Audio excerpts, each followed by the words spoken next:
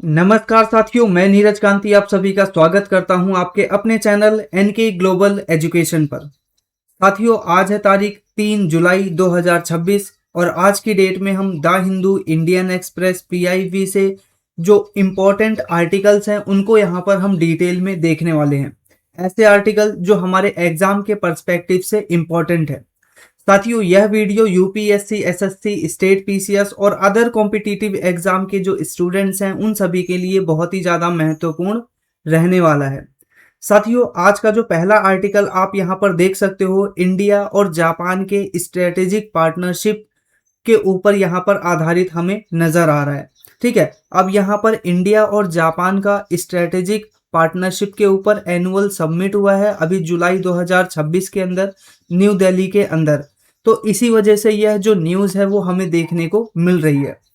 साथियों, यहाँ पर हम जो दूसरा आर्टिकल है वो देख सकते हैं कि जो बेंगलुरु बेस्ड एक प्रकार से खान है, माइनिंग एरिया है, वहाँ पर बेसिकली क्या होता है, बड़े बड़े जो बोल्डर्स हैं, बोल्डर्स यानी पत्थर के बड़े टुकड़े, उनके खिसकने की वजह से जो 7 एक प्रकार से माइग्रेंट वर्कर्स हैं उनकी यहाँ पर जान जा चुकी है और कई इसमें घायल है। तो ये पूरा का पूरा सिस्टम क्या है और यहाँ पर जो प्रवासियों से संबंधित कुछ की फैक्ट हैं वो आप यहाँ पर देख सकते हैं। इसी के साथ साथ जो अगला आर्टिकल हमें यहाँ पर देखने को मिल रहा है वो क्या है, व्हाट्सएप के माध्यम से अभी एक फीचर लॉन्च किया गया है जिसके माध्यम से आप जैसे फेसबुक पर आईडी बनाते थे या फिर आप इंस्टाग्राम पे आईडी बनाते थे और उसके बाद सामने वाले से कम्युनिकेट किया करते थे। और व्हाट्सएप में क्या होता था कि आपका फ़ोन नंबर हुआ करता था और आपका फ़ोन नंबर जिस जिस व्यक्ति के पास सेव है आपका जो व्हाट्सएप है ऑटोमेटिकली चले जाएगा या आप किसी के फ़ोन नंबर से ही दूसरे को मैसेज कर सकते थे। ठीक है, लेकिन अब यहाँ पर चेंज लेकर आ रहा है व्हाट्सएप जिसमें आपको एक यूज़र आईडी दिया जाएगा। अब गवर्नमेंट ने क्या किया है, इसके ऊपर जो ये पूरा सिस्टम रोल आउट किया जाने वाला था उसके ऊपर पॉज लगा दिया है। ठीक है, और पॉज लगाने का मतलब है कि गवर्नमेंट ने कहा है आप इस चीज को, इस फीचर को अभी मत लॉन्च कीजिए। अब गवर्नमेंट ने ऐसा क्यों बोला है अभी हम डिटेल में देखेंगे। इसी के साथ अगला आर्टिकल रहने वाला है विक्रम 1 से। ये इंडिजिनियसली डेवलप्ड इंडिया का पहला प्राइवेट ऑर्बिटल रॉकेट मिशन हमें यहाँ पर देखने को मिल रहा है। ध्यान रखिएगा, तो यहाँ पर भारत का पहला प्राइवेट ऑर्बिटल रॉकेट है। ठीक है, अब ऑर्बिटल रॉकेट क्या है और भारत का पहला प्राइवेट हम क्यों कह रहे हैं, क्योंकि हमारे पास इसरो है। इसरो बहुत सारे जो मिशन है उसको लॉन्च करता है, लेकिन प्राइवेट कंपनियां क्या है वो इस प्रकार के मिशन लॉन्च नहीं करती। ये भारत का पहला मिशन इस प्रकार का होने वाला है। ठीक है, अब इस मिशन का नाम दिया गया है मिशन आगमन।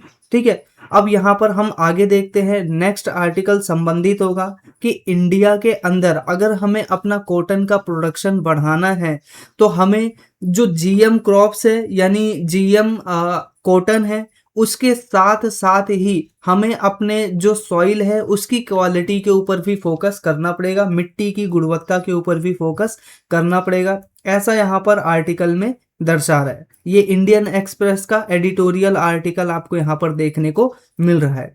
इसी के साथ साथ हम यहाँ पर अगला आर्टिकल देखेंगे EOCI कार्ड से संबंधित।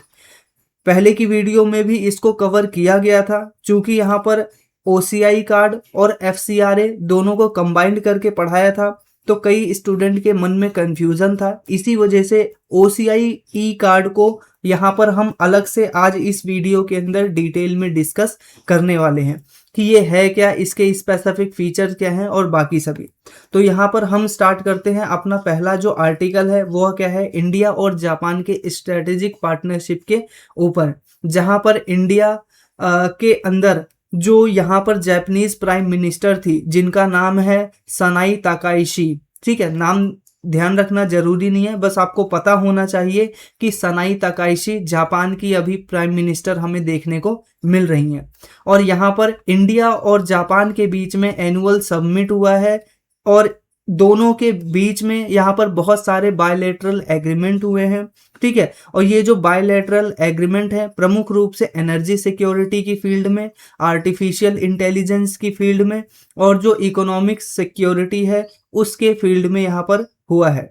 इसी के साथ साथ अभी कई सोर्सेज ऐसा बता रहे हैं कि जो जापान है वह इस समिट के बाद यूपीआई को अडॉप्ट करने वाली जो कंट्री है उसमें भी यहाँ पर शामिल होने की बात कर रही है। या इंडिया की तरफ से अभी बेसिकली क्या है, कोई भी कंफर्मेशन नहीं आया है, ठीक है, और ना ही अभी जापान की तरफ से कोई कंफर्मेशन आया है कि जापान अभी यूपीआई को अडॉप्ट करेगा या नहीं। तो यहाँ पर जब ऑफिशियल अगर गवर्नमेंट के सोर्स बता देंगे तो आपको यहाँ पर आपको ये जो चैनल है इसके ऊपर इन्फॉर्म कर दिया जाएगा। इसके लिए आप जो चैनल का सब्सक्राइब बटन है उसको दबाकर रख लीजिए ताकि वीडियो की जो आने वाली नोटिफिकेशन है वो आपको प्राप्त हो जाए। तो सबसे पहले हम यहाँ पर देखते हैं, ये पूरा आर्टिकल था जापान का इंडिया के अंदर विजिट का। तो सबसे पहले हम यहाँ पर देख लेते हैं जापान आखिरकार है कहाँ।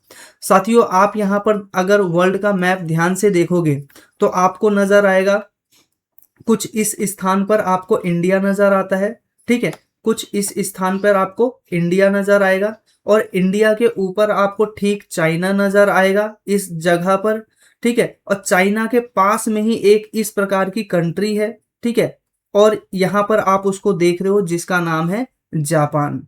अब जापान के चारों तरफ कौन कौन से एरिया है वो आपको ध्यान रखना जरूरी है। जैसे कि जापान के जो वेस्ट साइड में आप यहाँ पर जापानीज सी देख सकते हो, इसके ईस्ट साइड में पैसिफिक ओशियन देख सकते हो, और इसी के साथ साथ यहाँ पर इसके साउथ की तरफ यहाँ पर ईस्ट चाइना सी आप यहाँ पर देख सकते हो। तो ये एक इम्पॉर्टेंट फैक्ट है, इसको ध्यान रखना जरूरी है। अब हम यहाँ पर बात करते हैं इंडिया और जो जापान है उसके जो बायलैटरल रिलेशन है वह किस प्रकार से डेवलप हुए थे। इसी के साथ यहाँ पर हमें देखने को मिलता है 1952 में इंडिया और जापान के बीच में रिलेशन सबसे पहले नजर आते हैं, लेकिन 1990 तक इंडिया और जापान के बीच में सिर्फ और सिर्फ इंटरनेशनल बेस पर बहुत सारी जो चीजें हैं उसके ऊपर समझौते के रूप में एक प्रकार से रिलेशन नजर आता है, ठीक है। यहाँ पर जमीनी या फिर धरातल बेस पर कोई बेसिक एग्रीमेंट यहाँ पर हमें नहीं नजर आता, ठीक है, लेकिन हाँ बहुत सारे मुद्दों पर हमारा क्या है, विचार एक था, कोऑपरेशन कहीं ना कहीं था थोड़ा बहुत। अब उसके बाद जब इंडिया के अंदर 1990 में एलपीजी रिफॉर्म लेकर आया गया, यानी प्राइवेटाइजेशन, लिक्विडाइजेशन और ग्लोबलाइजेशन, तो उसके बाद से जापान की बहुत सारी जो कंपनियां हैं वो इंडिया के अंदर आने लग गई और इंडिया के अंदर भारी इन्वेस्टमेंट हमें यहाँ पर जापान की तरफ से देखने को मिलता है। तो ये सेकंड फेज हमें अपने रिलेशन का नजर आता है 1990 से लेकर 2000 के बीच में, जब जापान ने भारत के अंदर अपनी बहुत सारी जो एमएनसीज हैं, कंपनियां हैं, उसको ओपन किया। इसी के साथ साथ फिर अगला फेज आता है 2000 से लेकर 2006 के बीच में, और इसी के साथ यहाँ पर हमें यहाँ पर नजर आता है कि इकोनॉमिक पार्टनरशिप से बढ़कर हम बेसिकली जो डिफेंस है उसके सिक्योरिटी के ऊपर भी क्या है एक प्रकार से आगे बढ़ते हुए नजर आए। फिर उसके बाद 2014 है उसके अंदर जो मोदी हैं और आबे है, शिंजो आबे, दोनों के बीच में बहुत सारे समझौते होते हैं, ठीक है। शिंजो आबे उस समय के क्या थे, जापान के प्राइम मिनिस्टर थे, तो इसी वजह से यहाँ पर मोदी आबे पार्टनरशिप यहाँ पर आप देख सकते हो। तो यहाँ पर बात की जा रही है कि जो शिंजो आबे है और जापान इंडिया के प्राइम मिनिस्टर है नरेंद्र मोदी, दोनों के बीच में जो इंडो पैसिफिक रीजन है उसके रिलेशन को लेकर क्या है, हमारा जो समझौता है वो मजबूत होना स्टार्ट हो गया था। इसी के साथ साथ 2000 से लेकर अभी वर्तमान समय में 2025-2026 में हमें देखने को मिलता है कि जापान ने इंडिया के अंदर अपने बहुत सारे इन्वेस्टमेंट किए, बहुत सारी कंपनियों को खोला, डिफेंस के एरिया में, जो ग्रीन डिजिटल एरिया है, इन सभी एरिया में जो अपना कोलैबोरेशन है वो बढ़ाते हुए हमें नजर आ रहे हैं। तो यहाँ पर आपको चीजें डिटेल में पता चल गई होंगी कि इंडिया और जापान के बीच में रिलेशन किस तरह से इस्टेब्लिश्ड हुए हैं समय के साथ। अब हम यहाँ पर बात कर लेते हैं इंडिया और जापान के बीच में कुछ स्टैटिक फैक्ट, जैसे वहाँ का पॉलिटिकल सिस्टम किस प्रकार का है और इंडिया का पॉलिटिकल सिस्टम किस प्रकार का है। साथियों, ये जो पहला आर्टिकल है वो काफ़ी लंबा होने वाला है, क्योंकि इसके अंदर मैंने बहुत सारे जो पॉइंट है, यानी इंडिया और जापान के रिलेशन से संबंधित जितने भी फैक्ट हो सकते थे इम्पॉर्टेंट, जो एग्जाम में पूछे जा सकते हैं, उसको यहाँ पर मैंने ऐड कर दिया है। तो पेशेंस बनाकर एकदम आराम से वीडियो को देखिएगा। अब हम यहाँ पर देखते हैं, जो जापान है वहां पर हमें देखने को मिलता है कि कॉन्स्टिट्यूशनल मोनार्की है, यानी आज भी वहां पर राजा का शासन है सिंबॉलिक रूप में। वहीं पर इंडिया के अंदर प्रेसिडेंट, यहाँ पर हमें इलेक्टोरल सिस्टम यहाँ पर हमें देखने को मिलता है। यहाँ पर जो गवर्नमेंट का स्ट्रक्चर है वो यूनिटरी स्ट्रक्चर है, और यहाँ पर इंडिया में फेडरल स्ट्रक्चर हमें नजर आता है। इसी के साथ साथ जो जापान का कॉन्स्टिट्यूशन है वो बहुत ही ज़्यादा रिजिड है, इतनी ज़्यादा रिजिड कि उसको 1996 के बाद से आज तक कोई भी अमेंडमेंट नहीं किया गया है। वहीं पर इंडिया का जो कॉन्स्टिट्यूशन है वो काफ़ी फ्लेक्सिबल है, इतना ज़्यादा फ्लेक्सिबल है कि आज तक लगभग 113 या 14, ठीक है, लगभग कॉन्स्टिट्यूशनल अमेंडमेंट एक्ट यहाँ पर आ चुके हैं। ठीक है, और ये सारे जो कॉन्स्टिट्यूशन के अंदर अमेंडमेंट है वो आर्टिकल 368 के अंतर्गत होता है इंडिया के अंदर। तो ये की फैक्ट है, आप यहाँ पर इसको ध्यान में रख सकते हो। इसी के साथ साथ अगर बेसिकली जापान की बात करें तो यहाँ पर क्या है, डोमिनेंट पॉलिटिकल पार्टी सिस्टम यहाँ पर नजर आता है, लिबरल डेमोक्रेटिक पार्टी। और इंडिया के अंदर कोई डोमिनेंट पार्टी नहीं है, बल्कि यहाँ पर आप देखोगे बीजेपी है, कांग्रेस है, आम आदमी पार्टी है, और भी बीएसपी और भी अदर पार्टी आपको यहाँ पर नजर आएंगी। ठीक है, इसी के साथ साथ इंडिया और जापान के बीच में हुए मेजर एग्रीमेंट के बारे में हम यहाँ पर बात कर लेते हैं। तो जापान और इंडिया के बीच में एक MOC यानी मेमोरेंडम ऑफ कोऑपरेशन पहले से ही साइन किया गया है, जो कि बात करता है साइबर सिक्योरिटी के ऊपर। इसी के साथ साथ ये जो साइबर सिक्योरिटी है इसके अंदर इंफॉर्मेशन शेयरिंग, कैपेसिटी बिल्डिंग, और इसी के साथ साथ जो साइबर सिक्योरिटी के अंदर अदर एरियाज हैं उनके ऊपर कोऑपरेशन की यहाँ पर बात की जाती है। इसी के साथ साथ यहाँ पर इंडिया और जापान के बीच में 7 जीसा लोन के संबंध में भी रिलेशनशिप देखने को मिलती है। ठीक है, for project in connectivity, water supply and sewage, और horticulture, health care and biodiversity conservation. ठीक है, इन वेरियस स्टेट। साथियों, वेरियस भारत के बहुत सारे राज्यों में क्या होता है कि इन सभी मुद्दों को और ज़्यादा बढ़ाने के लिए, उसमें और ज़्यादा वृद्धि करने के लिए जो जापान है वो क्या है, 7 जीसा जो लोन है वो इंडिया को प्रोवाइड कराता है। तो यहाँ पर आप देख सकते हो कि इंडिया के अंदर जो नॉर्थ ईस्ट है उसके अंदर रोड नेटवर्क को और हाई बूस्ट देने के लिए जो जापान है उसका एक मेजर रोल हमें नजर आता है। इसी के साथ साथ यहाँ पर डेडिकेटेड फ्रिजिड कॉरिडोर जो प्रोजेक्ट है वो भी जापान के सहयोग से ही चलाया जा रहा है। इसी के साथ साथ Bengaluru water supply and sewage जो प्रोजेक्ट है ये भी जापान की सहायता से इंडिया में चलाया जा रहा है। इसी के साथ उत्तराखंड के अंदर हमें हॉर्टिकल्चर डेवलपमेंट प्रोजेक्ट नजर आता है, ये भी प्रोजेक्ट किसके माध्यम से, जापान के माध्यम से चलाया जा रहा है। इसी के साथ साथ हेल्थ केयर जो सिस्टम है, और असम के अंदर स्पेसिफिकली एजुकेशन और मेडिकल सेक्टर है वो इनके माध्यम से चल रहा है। इसी के साथ साथ तमिलनाडु और biodiversity green project, Chennai metro और दिल्ली मेट्रो भी। ठीक है, आप सभी जानते होंगे कि दिल्ली मेट्रो भी क्या है, किसका कौन सी कंपनी चलाती है, बेसिकली इंडिया की तो है, लेकिन बेसिकली ये जापान के द्वारा जापान की कंपनी के माध्यम से दिल्ली मेट्रो को सबसे पहले इस्टेब्लिश्ड किया गया था, उसका भी शेयर यहाँ पर हमें देखने को मिलता है। तो उसी तरह चेन्नई मेट्रो को भी डेवलप करने में जापान की एक महत्वपूर्ण भूमिका हमें नजर आती है। इसी के साथ साथ आप यहाँ पर बाकी चीजों को देख सकते हो। ठीक है, इंडिया और जापान के रिलेशन से संबंधित तो हमने जो बेसिक फैक्ट होता है, की फैक्ट होता है, वो हमने यहाँ पर देख लिया। अब हम यहाँ पर कुछ और भी चीजें हैं जो कि अब यहाँ पर बात कर लेते हैं। ठीक है, तो ये आर्टिकल मैंने पहले ही बताया काफी लंबा होने वाला है। मैंने भी इसको जब यहाँ पर इंफॉर्मेशन गैदर्ड कर रहा था तो इंफॉर्मेशन ऐड करते करते ये 3 पेज का हो गया था, और 3 पेज को फिर मैंने लास्ट में क्या किया, समराइज करके यहाँ पर 1.5 पेज में कर दिया। जैसे कि आप यहाँ पर देख सकते हो, इस समिट के अंदर जो अभी इंडिया और जापान के बीच में यहाँ पर न्यू दिल्ली के अंदर हुआ, इसके अंदर क्या क्या चीजें हमें नजर आती है कि इकोनॉमिक सिक्योरिटी, आर्टिफिशियल इंटेलिजेंस और एनर्जी रिजिलियंस, इनके ऊपर फोकस किया जा रहा है। और यहाँ पर जापान ने बोला है कि इंडिया के अंदर वो 10 ट्रिलियन जो इन्वेस्टमेंट है वो बेसिकली क्या है, करने वाला है 2036 तक। तो ये सबसे इम्पोर्टेंट पॉइंट है, ये याद रखना कि 10 ट्रिलियन जो डॉलर है वो जैपनीज येन के अंदर, ठीक है। अगर इंडिया के रुपी में बात करें तो यहाँ पर लगभग 5 लाख करोड़ रुपए यहाँ पर हमें देखने को मिलेगा। तो यहाँ पर इस प्रकार से 2026 तक 36 तक क्या है, जापान इंडिया के अंदर इन्वेस्टमेंट करने वाला है। अब इस समिट के अंदर हमने बहुत सारी बातों को यहाँ पर क्या किया है, आप यहाँ पर देख सकते हो, अडॉप्ट किया है। इकोनॉमी सिक्योरिटी को लेकर, एक एआई पार्टनरशिप को लेकर, एनर्जी रेजिलियंस से लेकर, जिसके अंदर हम बहुत सारे जो सेमीकंडक्टर मैन्युफैक्चरिंग यूनिट है उसको बढ़ाने पर जोर देंगे, और इसी के साथ साथ जो क्रिटिकल मिनरल्स हैं उनको इंडिया के अंदर सप्लाई चेन मजबूत करने पर फोकस करेंगे।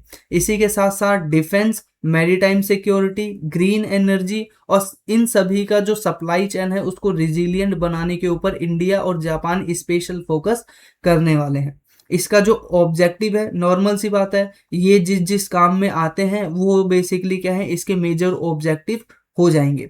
इसी के साथ साथ इंडिया बेसिकली यहाँ पर और चीजें देखता है कोऑपरेशन के संदर्भ में, जैसे कि एनर्जी सिक्योरिटी में सबसे पहले आता है strategic petroleum reserve. Basically Japan जो है वो इंडिया के अंदर जो स्ट्रेटेजिक पेट्रोलियम रिजर्व है उनके सेंटर को बनाने में यहाँ पर मदद करेगा, ठीक है। बेसिकली आप सभी जानते हो कि जब भी दो देशों के बीच में या फिर मिडल ईस्ट कंट्रीज में वॉर होता है तो इंडिया के अंदर जो क्रूड ऑयल है और बाकी चीज़ों की शॉर्टेज हमें यहाँ पर नज़र आती है, और इसके लिए बहुत सारे स्ट्रेटेजिक पेट्रोलियम रिजर्व बनाना जरूरी है। और ये जो रिजर्व है किस तरह से बनाया जाए, ये जो टेक्नोलॉजी है वो जापान से अभी हम लेने वाले हैं। इसी के साथ साथ यहाँ पर हम आगे देखते हैं आर्टिफिशियल इंटेलिजेंस के फील्ड में। अभी आप यहाँ पर देख सकते हो कि 2026 में अभी बेसिकली क्या है, इंडिया एआई इम्पैक्ट सबमिट कराया गया था, और उस इंडिया एआई इम्पैक्ट सबमिट में हमने एक बात कही थी, एआई फॉर ऑल, ठीक है। ये इंडिया का स्लोगन है, इसको आप जरूर याद रखिएगा, AI for all. New Delhi के अंदर हमने एक डिक्लेरेशन किया था जो कि हमें देखने को मिलता है एआई इम्पैक्ट समिट 2026, ठीक है। तो उसके अंदर हमने बेसिकली बोला था कि एआई जो है वो ऐसा नहीं है कि कुछ ही हाथों में सिमट कर रह जाए, एआई हम सभी लोगों के लिए होना चाहिए। इसी के साथ साथ यहाँ पर क्रिटिकल टेक्नोलॉजी के ऊपर यहाँ पर फोकस किया जाना हमने तय किया है, इंडिया और जापान ने, चाहे वो सेमीकंडक्टर हो, ताकि हम जो एआई है वो सभी तक पहुंचा पाएं। अगर मान लीजिए सेमीकंडक्टर की शॉर्टेज होगी, सेमीकंडक्टर महंगा आएगा, जब चीज़ें महंगी होती हैं तो जो गरीब लोग हैं वो अफोर्ड नहीं कर सकते। तो यही रीज़न है कि हमें सेमीकंडक्टर जो मैन्युफैक्चरिंग यूनिट है उसको बढ़ाना है, जो क्वांटम कंप्यूटिंग जो टेक्नोलॉजी है उसको बढ़ाना है, एडवांस जो मटेरियल्स हैं उनके ऊपर रिसर्च करना है, और जो क्रिटिकल मिनरल्स है उसकी सप्लाई को इंडिया के अंदर अच्छे से मैनेज करना है। ये प्रमुख उद्देश्य हमें नज़र आ रहा है। इसी के साथ साथ डिफेंस के फील्ड में क्या है, जापान का कोलैबोरेशन। इसी के साथ साथ बेसिकली इंडिया और जापान के बीच में ना बहुत सारे एक्सरसाइजेज होते हैं, ठीक है। एक यहाँ पर देख लेते हैं, आप यहाँ पर देख सकते हो इंडिया और जापान के बीच में बहुत सारे क्या है नेवल एक्सरसाइजेज भी आपको यहाँ पर नजर आते हैं, ठीक है। ये कुछ इंपॉर्टेंट फैक्ट है, ये वाला आप ध्यान रखिएगा, ये बहुत इंपॉर्टेंट फैक्ट है, ठीक है। बहुत इंपॉर्टेंट इस वजह से है क्योंकि आप देख रहे हो इंडिया और जापान दोनों ही 2+2 डायलॉग के अंदर भी शामिल हैं, तो इस वजह से जरूरी हो जाता है। दूसरा, इंडिया और जापान के बीच में आप यहाँ पर देखते हो जो नेवी है वो एक एक्सरसाइज करती है हर साल, ठीक है, जिसको बोलते हैं जीमैक्स, ठीक है। इसी के साथ साथ जो आर्मी है वो भी एक्सरसाइज करती है जिसका नाम है धर्म गार्जियन। इसी के साथ साथ जो एयर फोर्स है वो भी एक्सरसाइज करती है, जापान की जो एयर फोर्स है उसके साथ, जिसका नाम है वीर गार्डियन। साथियों, ये सारे जो एक्सरसाइज है इनका नाम याद रखना बहुत ही ज़्यादा ज़रूरी है। किसके साथ ये एक्सरसाइज की जाती है?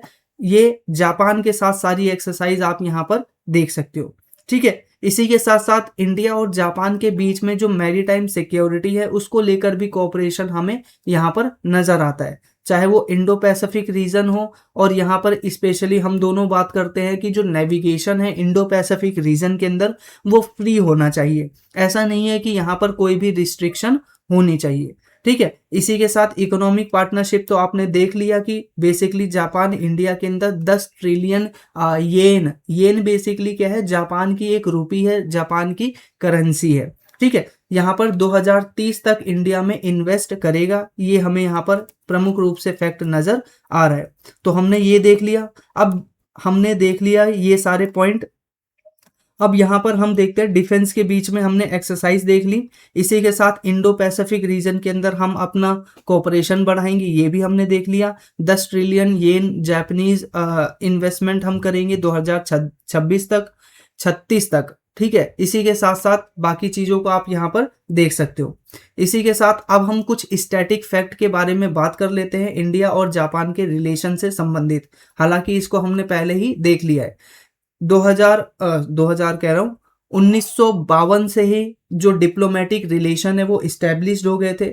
1990 से इंडिया के अंदर बहुत सारी जो कंपनियां हैं वो आनी स्टार्ट हो गई थी। ठीक है, इकोनॉमिक बेस पर इंडिया के अंदर कंपनी खोलने के तौर पर। फिर 2014 में और हमें पार्टनरशिप के अंदर गहराई देखने को मिलती है, स्पेसिफिकली फोकस करते हुए डिफेंस के ऊपर। ठीक है, तो इस प्रकार से इंडिया और जापान का रिलेशन है वो डेवलप हुआ है। स्ट्रेटेजिक पेट्रोलियम रिजर्व को बनाने में जापान की महत्वपूर्ण भूमिका है। इसी के साथ साथ free and open Indo Pacific, ये बेसिकली क्या है? स्लोगन है इंडिया और जापान का। बेसिकली जापान ने इस स्कीम को लॉन्च किया है या इस मिशन को लॉन्च किया है। ठीक है, ताकि क्या है? रूल बेस्ड जो ऑर्डर है उसको इस्टेब्लिश्ड किया जा सके इंडो पैसिफिक रीजन के अंदर। अब यहाँ पर बात आती है रूल बेस्ड ऑर्डर आखिरकार होता क्या है? देखो दोस्तों, एक होता है बेसिकली डिक्टेटरशिप और बेसिकली अनरूल बेस्ड ऑर्डर, जिसमें क्या है? कोई भी राजा या कोई भी देश दूसरे देश के ऊपर अटैक करता है और उनके संसाधनों को लूटता है, वहां के लोगों को नुकसान पहुंचाता है। दूसरा होता है यहाँ पर रूल बेस्ड ऑर्डर, जहाँ पर क्या है कि बहुत सारे रूल्स और रेगुलेशन होते हैं कि आप क्या है? दूसरे देशों के ऊपर अटैक नहीं करोगे, आप दूसरे देशों के जो सॉवरेनिटी है उसका सम्मान करोगे। ठीक है, यानी संप्रभुता है उसका सम्मान करोगे। ये हमें नजर आता है रूल बेस्ड ऑर्डर के अंदर। तो इंडिया और चाइना दोनों ही इंडो पैसिफिक रीजन के अंदर रूल बेस्ड ऑर्डर को इस्टेब्लिश करने के लिए जोर देते हैं। इसी के साथ इंडिया का भी एक इनिशिएटिव चल रहा है जो कि है महासागर इनिशिएटिव। मैंने आपको बताया ये जापान का इनिशिएटिव हमें नजर आता है। अब इंडिया के इनिशिएटिव की बात करें तो इंडिया का इनिशिएटिव है mutual and holistic advancement for security and growth across the region. ठीक है, तो ये भी बेसिकली क्या है? इंडो पैसिफिक ओशन और स्पेसिफिकली ओशियन के अंदर या मैरीटाइम जो सिक्योरिटी है और उसके रीजनल डेवलपमेंट के ऊपर फोकस करता है।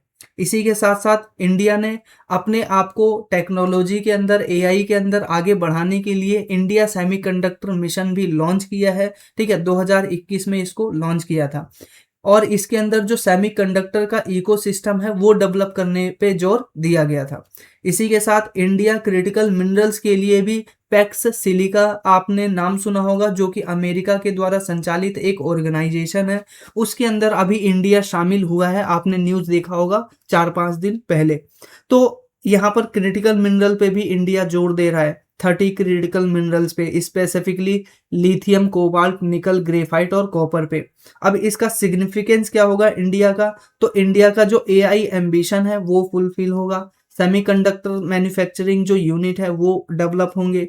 इसी के साथ साथ ऊपर और भी जो भी हमारे इंडिया और जापान के रिलेशन इस्टेब्लिश्ड हो रहे हैं उसका ये फायदा होगा कि स्ट्रेटेजिक जो पेट्रोलियम रिजर्व है वो इंडिया के अंदर ज़्यादा से ज़्यादा हो पाएगा।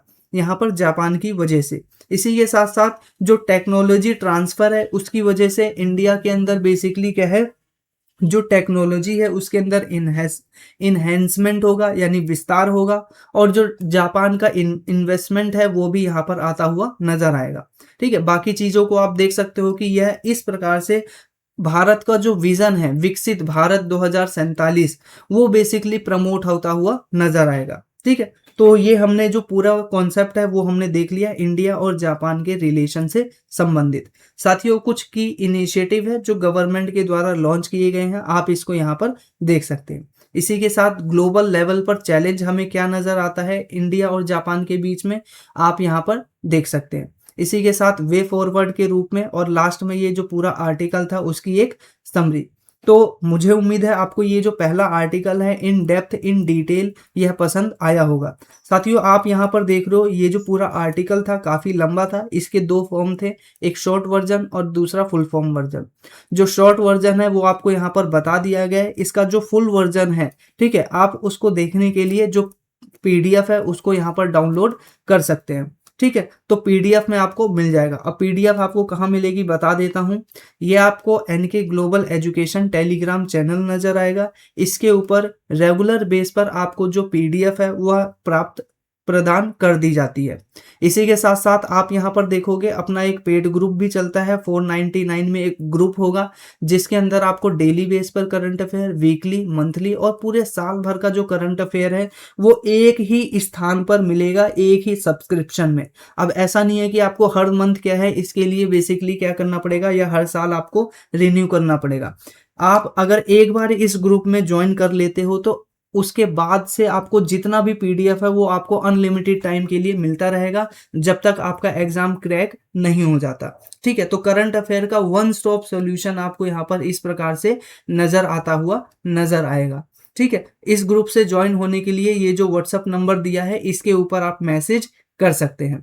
इसी के साथ साथ यहाँ पर आप जो QR कोड है उसको भी स्कैन करके यहाँ पर इंफॉर्मेशन दे सकते हैं कि मुझे ग्रुप के अंदर ऐड होना है। इसी के साथ अब हम यहाँ पर बात करते हैं, ये अपना मंथली मैगजीन है, आप यहाँ पर देख सकते हो। फिर इसी के बाद आप यहाँ पर देख सकते हो इंडियन पॉलिटी का ये मैगजीन है जिसमें पूरे साल भर का करंट अफेयर यहाँ पर तैयार करके दिया जाता है, दिसंबर 2025 से लेकर दिसंबर 2026 तक का। एक सब्जेक्ट हो गया इंडियन पॉलिटी, फिर इसी के साथ इंटरनेशनल रिलेशन और भी अदर सब्जेक्ट के आपको इसी प्रकार से मिल जाएंगे। वापस आते हैं, बेसिकली यहाँ पर होता क्या है कि बेंगलुरु के अंदर जो क्वेरी बॉर्डर्स हैं वो बेसिकली कोलैप्स होते हैं और इसकी वजह से क्या होता है, जो 7 माइग्रेंट वर्कर्स हैं उनको अपनी जान गंवानी पड़ती है। इस प्रकार से बेसिकली यहाँ पर हमारे सामने नज़र आता है एक इशू, जो कि वह इशू एक प्रकार से बेस्ड है कि माइनिंग सेक्टर के अंदर किस तरह से जो हमारे रेगुलेशंस हैं उनका पालन नहीं किया जा रहा है। ठीक है, वहाँ पर जो सेफ्टी है उसके मैकेनिज्म को पालन नहीं किया जा रहा, इलीगल माइनिंग की जा रही है और जो लेबर वेलफेयर है उसके ऊपर किसी भी प्रकार का ध्यान नहीं दिया जा रहा। ठीक है, और यहाँ पर जो माइनिंग से संबंधित लॉज है, कानून है, उसका भी ठीक ढंग से पालन नहीं किया जा रहा है। ऐसा सिस्टम हमें यहाँ पर नजर आ रहा है। तो अब यहाँ पर सबसे पहले बात करते हैं कि ये स्टोन क्वेरी आखिरकार होती क्या है, यानी जो स्टोन है उसको बेसिकली क्या करना, निकालना आखिरकार होता क्या है। तो बेसिकली क्या है, स्टोन जो क्वेरी है is an open pit mining, यानी एक प्रकार से ओपन पिट माइनिंग होती है, इसी को हम स्टोन क्वेरी कहते हैं। Where the rocks such as granite, limestone, basalt, sandstone and construction aggregates are extracted for infrastructure and construction activities. Basically क्या है, ये ओपन पिट माइन होती है। ठीक है, आप देख सकते हो इस प्रकार के बड़े बड़े गड्ढे होते हैं, उनके अंदर माइनिंग की जाती है, जो बड़े बड़े चट्टान हैं उनकी। और ये चट्टान किसके हो सकते हैं, ग्रेनाइट, लाइमस्टोन, बेसाल्ट और सैंडस्टोन के। जब उनको निकाला जाता है तो उसी को ही बोला जाता है स्टोन क्वेरी, यानी पत्थरों का खनन। इसी के साथ अब हम यहाँ पर आगे देखते हैं कि जो क्वेरिंग है वो माइनिंग सेक्टर का एक स्पेसिफिक पार्ट नजर आता है। ठीक है, इसी के साथ साथ यहाँ पर कुछ स्टैटिक फैक्ट दिए गए हैं, आप यहाँ पर देख सकते हो। अब यहाँ पर मेन बात करते हैं कि cause of the query accident. साथियों, इस प्रकार के जो एक्सीडेंट आपको नजर आ रहे हैं उसके कारण क्या है वो जानना ज़्यादा जरूरी है। जैसे कि अनस्टेबल रॉक इसका प्रमुख कारण है। ठीक है, जब बेसिकली क्या होता है कि जमीन होती है वो अनस्टेबल होती है, और वहां पर क्या है अगर कोई एक पत्थर को खिसकाता है तो उसके आसपास जो पत्थर हैं वो भी क्या है लुढ़क कर उस पर्टिकुलर स्थान पर आ जाते हैं। अगर ऐसे में ध्यान नहीं दिया जाता तो इस प्रकार की जो घटनाएं हैं वो होने की संभावना बढ़ जाती है। इसी के साथ साथ प्रॉपर ब्लास्टिंग टेक्निक, यानी हमारे यहाँ पर जो ब्लास्ट करने की टेक्निक है वो ठीक ढंग से नहीं होती। यानी चट्टानों को तोड़ने के लिए क्या किया जाता है, बारूद लगाए जाते हैं, और वो जो बारूद है वो सही ढंग से ना लगाने की वजह से भी घटनाएं हमें देखने को मिलती हैं। और जियोलॉजिकल स्टेबिलिटी असेसमेंट यहाँ पर गवर्नमेंट के द्वारा नहीं किया जाता, ये भी एक प्रमुख कारण है। इसी के साथ साथ जो सेफ्टी प्रोटोकॉल्स हैं उसको फॉलो ना करना, इसी के साथ इलीगल और अनसर्टिफाइड माइनिंग सबसे बड़ा यहाँ पर क्या है कारण हमें नजर आता है। इसी के साथ साथ poor supervision and इनएडिक्वेट water work training, ये बेसिकली क्या है प्रमुख कारण हमें नजर आता है। ठीक है, आपने मजदूरों को ट्रेनिंग ही नहीं प्रोवाइड कराई है कि अगर इस सिचुएशन में क्या बोलते हैं जब बॉर्डर्स गिरते हैं तो किस प्रकार से अपना एक्ट करना चाहिए, या फिर माइनिंग को किस तरह से करना चाहिए ताकि क्या है इस प्रकार की घटना को टाला जा सके। आपने ट्रेनिंग ही नहीं प्रोवाइड की है, जिसकी वजह से ये घटनाएं बहुत ज़्यादा बड़े पैमाने पर नजर आती है। अब इसी की वजह से हमें यहाँ पर ज़रूरत है कि हम साइंटिफिक मैकेनिज्म को अपनाएं माइनिंग के सेक्टर में। इसी के साथ साथ जो इंस्पेक्शन है वो गवर्नमेंट एजेंसीज के माध्यम से किया जाना चाहिए। इसी के साथ साथ जो ब्लास्टिंग है उसको कंट्रोल तरीके से किया जाना चाहिए, और यहाँ पर जो पर्सनल प्रोटेक्टिव इक्विपमेंट है वो मजदूरों को प्रोवाइड कराया जाना चाहिए ताकि उनकी जो जान है वह बच सके। इसी के साथ साथ इमरजेंसी इवैक्यूएशन सिस्टम भी वहाँ पर होना चाहिए। इसी के साथ जो सेफ्टी ऑडिट है माइन का और इंस्पेक्शन है वो भी लगातार करते रहना चाहिए ताकि जो माइन है उसको ठीक ढंग से रेगुलेट किया जा सके। साथियों, ये हमने देख लिया इशू। अब यहाँ पर हम बात करते हैं माइनिंग से संबंधित इंडिया के अंदर कौन कौन से लॉज और जो रेगुलेशंस है वो हमें नजर आते हैं। तो सबसे पहले हमें यहाँ पर नजर आता है mine and minerals development and regulation act 1957।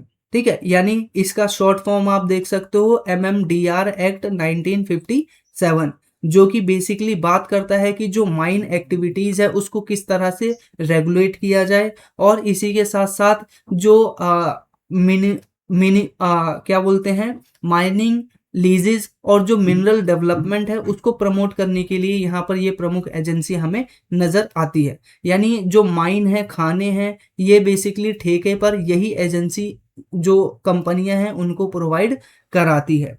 इसी के साथ साथ यहाँ पर माइन एक्ट 1952 देखने को मिलता है। ठीक है, जिसको क्या है 2020 के कोड के माध्यम से रिप्लेस कर दिया गया है। अब 2020 का कोड क्या कहता है कि occupational safety health and working condition code 2020, जिसमें बेसिकली जो वर्कर्स हैं उनकी सेफ्टी हेल्थ और वेलफेयर जो मेजर्स हैं उनको यहाँ पर प्रमोट करने की बात की जाती है। इसी के साथ एनवायरमेंटल प्रोटेक्शन एक्ट 1986 हमें देखने को मिलता है, जो कि जो एनवायरनमेंट है उन माइनिंग एक्टिविटीज से होने वाले पोल्यूशन को बचाने की बात करता है। ठीक है, माइनिंग एक्टिविटीज से होने वाले पोल्यूशन से जो एनवायरनमेंट है उसको बचाने की बात करता है। इसी के साथ साथ यहाँ पर हम देखते हैं एनवायरमेंटल क्लियरेंस एजेंसी यहाँ पर नजर आती है। अगर इस एजेंसी के माध्यम से पाया गया कि जो माइन है उसके अंदर जो बेसिकली एनवायरनमेंट से संबंधित सही कार्य नहीं किए जा रहे हैं तो उसको क्या है रिजेक्ट किया जा सकता है उस माइन की एक प्रकार से लीज को, लाइसेंस को, इस एजेंसी के माध्यम से। इसी के साथ साथ यहाँ पर हमें directorate general of mine safety यहाँ पर नजर आती है। एक बॉडी है जो कि बेसिकली जो लेबर है और बेसिकली उनके ऊपर फोकस करता है, और ये पूरी एजेंसी है ministry of labour and employment के अंतर्गत आती है। तो ये इंपॉर्टेंट फैक्ट है कि DGMS ministry of labour and employment के अंतर्गत आती है। ये मिनिस्ट्री आपको ध्यान रखना बहुत ही ज़्यादा जरूरी हो जाता है, क्योंकि एग्जाम में अक्सर मिनिस्ट्री से संबंधित ही प्रश्न पूछा जाता है। इसी के साथ साथ यहाँ पर लेबर इशू यहाँ पर हाईलाइट होता है कि क्वेरी वर्क के अंदर जो बेसिकली लेबर्स हैं उनके अंदर ज़्यादातर जो माइग्रेंट लेबर हैं वो काम कर रहे हैं, यानी यूपी, बिहार, झारखंड, इन सभी इलाकों से आने वाले जो वर्कर्स हैं वो हमें यहाँ पर खादानों के अंदर काम करते हुए ज़्यादा नज़र आ रहे हैं। ठीक है, इनके लिए किसी भी प्रकार की हाउसिंग फैसिलिटी नहीं होती, इनका जो वर्किंग कंडीशन होता है वो बहुत ख़राब होता है, सोशल सिक्योरिटी किसी भी प्रकार की नहीं होती। मान लीजिए ये खानों के अंदर काम कर रहे हैं, इनके फेफड़ों में क्या है, लगातार धूल और जो पार्टिकल्स हैं वो जा रहे हैं। ठीक है, अब पार्टिकल किस किस चीज के जाएंगे, लाइमस्टोन के, ग्रेनाइट के, बेसाल्ट के, सैंडस्टोन के जो पार्टिकल्स हैं ये इनके फेफड़ों में जाएंगे। अब ये समय के साथ क्या है, इनको बहुत सारी बीमारियों को बढ़ाएंगे, और इसके लिए गवर्नमेंट ने कोई भी एक प्रकार से सिस्टम लॉन्च नहीं कर रखा कि अगर कोई बीमार पड़ेगा इन माइनिंग एक्टिविटीज की वजह से, तो जो लेबर्स हैं उनको बेसिकली क्या है, मुफ्त हेल्थ दिया जाए, हेल्थ सिक्योरिटी दिया जाए। ठीक है, तो इस प्रकार का सिस्टम भी यहाँ पर हमें नहीं नजर आता। इसी के साथ इनएडिक्वेट सेफ्टी यहाँ पर नजर आती है, कोई भी तरीका नहीं है, इलीगल माइनिंग यहाँ पर चल रही है, हाई यहाँ पर ऑक्यूपेशनल रिस्क यहाँ पर हमें नजर आता है। ठीक है, तो ये हमने कुछ की फैक्ट थे उसके यहाँ पे हमने बात कर ली। अब यहाँ पर हम बात करते हैं सिग्निफिकेंस किस तरह से है इंडिया के अंदर माइनिंग सेक्टर। तो सबसे पहले इकोनॉमिक रूप से सिग्निफिकेंस ये है कि इंडिया के इंफ्रास्ट्रक्चर को डेवलप करने के लिए माइनिंग बहुत जरूरी है। सोशल लेवल पे बेसिकली यहाँ पर आप देख सकते हो कि माइग्रेंट वर्कर को इसी के साथ जो उनके वेलफेयर है और उनकी जो नीड है उसको प्रोटेक्ट करने की भी जरूरत है। यहाँ पर गवर्नेंस से संबंधित की चीजें क्या हाईलाइट होती है कि यहाँ पर जो हमारे लॉज हैं माइनिंग से संबंधित और एनवायरमेंटल प्रोटोकॉल्स हैं वो किसी भी रूप में ठीक ढंग से लागू नहीं किए जा रहे, ये हमें यहाँ पर देखने को मिल रहा है। इसी के साथ गवर्नमेंट ने बहुत सारे इनिशिएटिव भी चला रखे हैं इस प्रकार की जो चीजें हैं उसको कम करने के लिए। ठीक है, तो यहाँ पे हमने जो पूरा आर्टिकल था उससे संबंधित जो की फैक्ट थे वो हमने देख लिए। अब कुछ एडिशनल फैक्ट हैं, आप यहाँ पर इसको देख सकते हो। ठीक है, गवर्नमेंट की स्कीम है जैसे कि OSH कोड 2020, इसी के साथ DMF, इसी के साथ साथ प्रधानमंत्री यहाँ पर खनिज क्षेत्र कल्याण योजना हमें नजर आती है।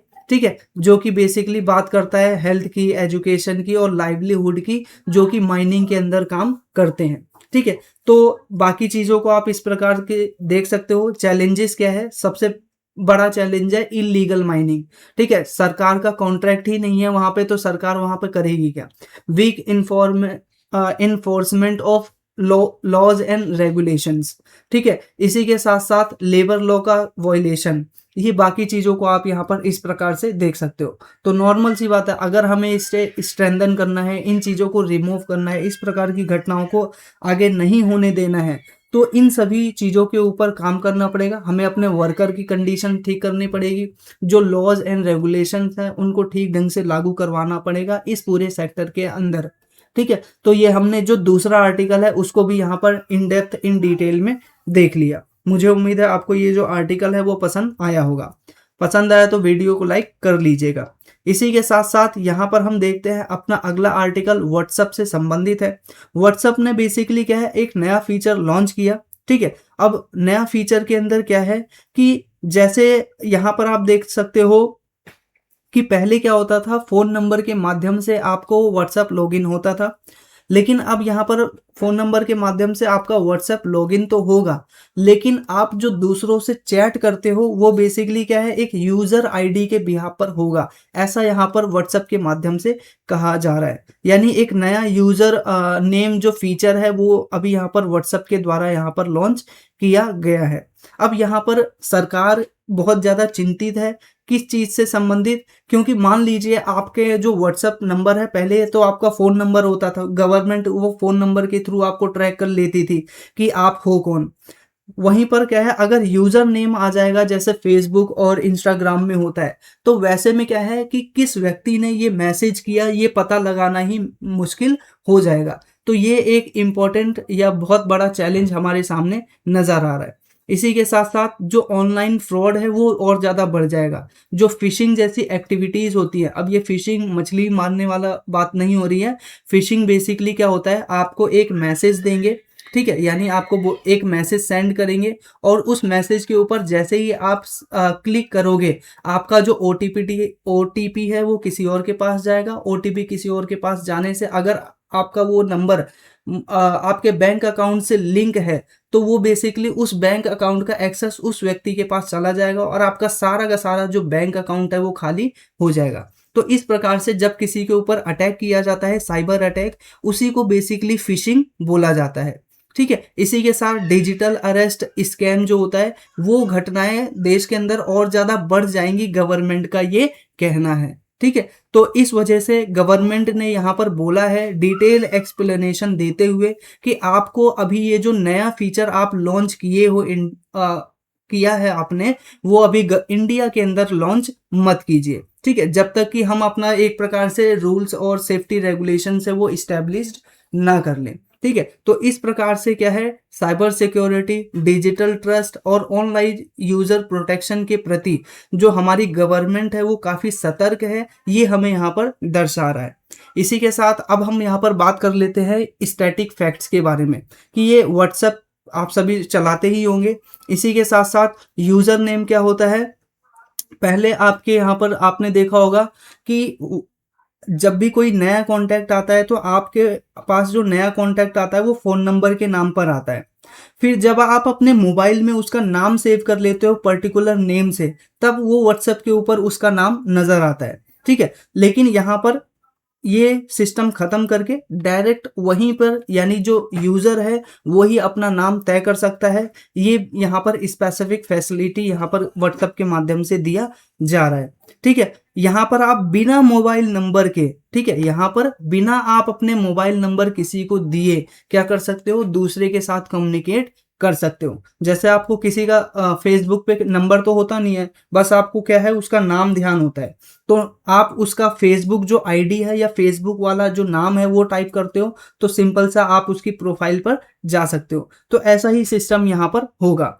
ठीक है, इसी के साथ साथ यहाँ पर ऑब्जेक्टिव क्या है गवर्नमेंट का बैन करने का, कि भाई जो साइबर फ्रॉड होता है और डिजिटल अरेस्ट होता है, फिशिंग है, स्मैशिंग है, ये सारी चीज़ें क्या है बंद हो पाएँ या फिर इन चीज़ों को हम रेगुलेट कर सकें। ये बेसिकली यहाँ पर हमारा उद्देश्य है, क्योंकि हम यहाँ पर देख रहे हैं कि इंडिया के अंदर प्राइवेसी बहुत ज़्यादा ज़रूरी है।